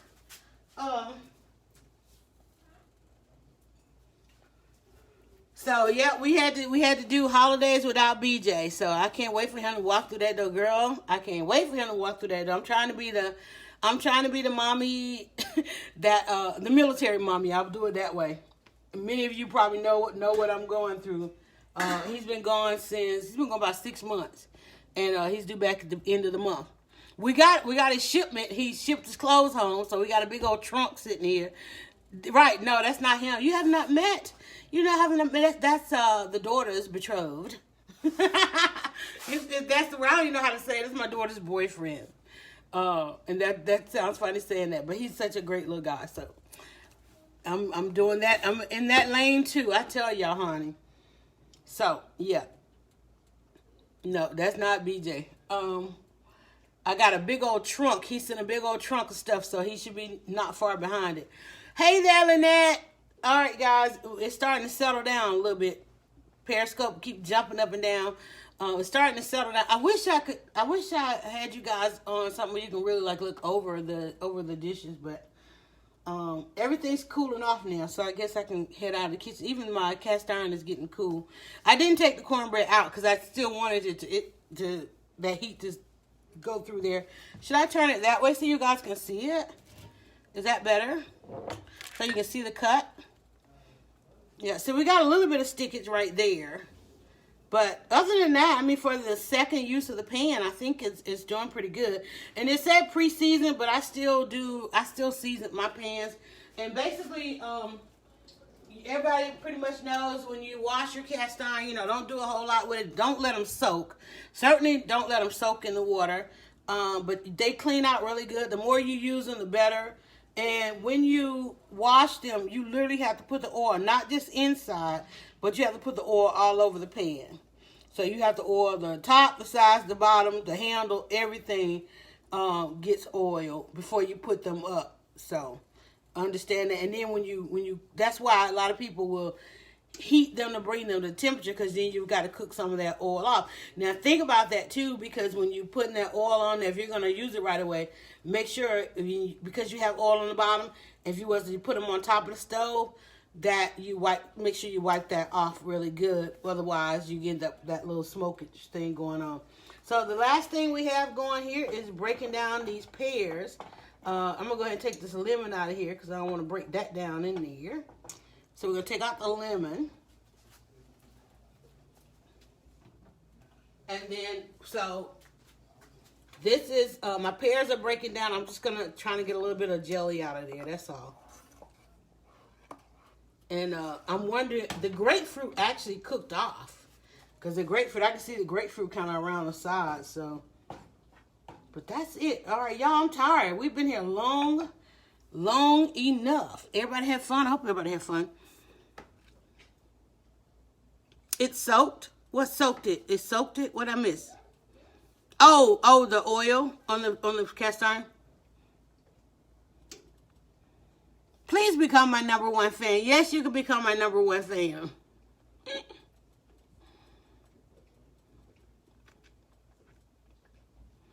And guys, again, I'm sorry I'm not on camera because I literally came in the kitchen to get my charger. I did not intend to do this broadcast. I'm still in my pajamas. I have on a t-shirt and some fuzzy pajama pants. I have not combed my hair, which is red. So I have not done anything. I literally came in here to get my charger, and I opened the fridge to get something to drink. Oh, I soaked the pan by accident. Yeah, don't soak your pans because they clean out pretty well. Go ahead. I mean, you can scrub them and clean them, but don't soak them because they're only gonna rust and mess up like that. But I mean, even if you start to see a little bit of rust on there, just, wash it and then again, oil them up really, really well. So, but I believe it or not, I came in to get my phone charger and something to drink. I opened the fridge, and that ham was like getting on my nerve.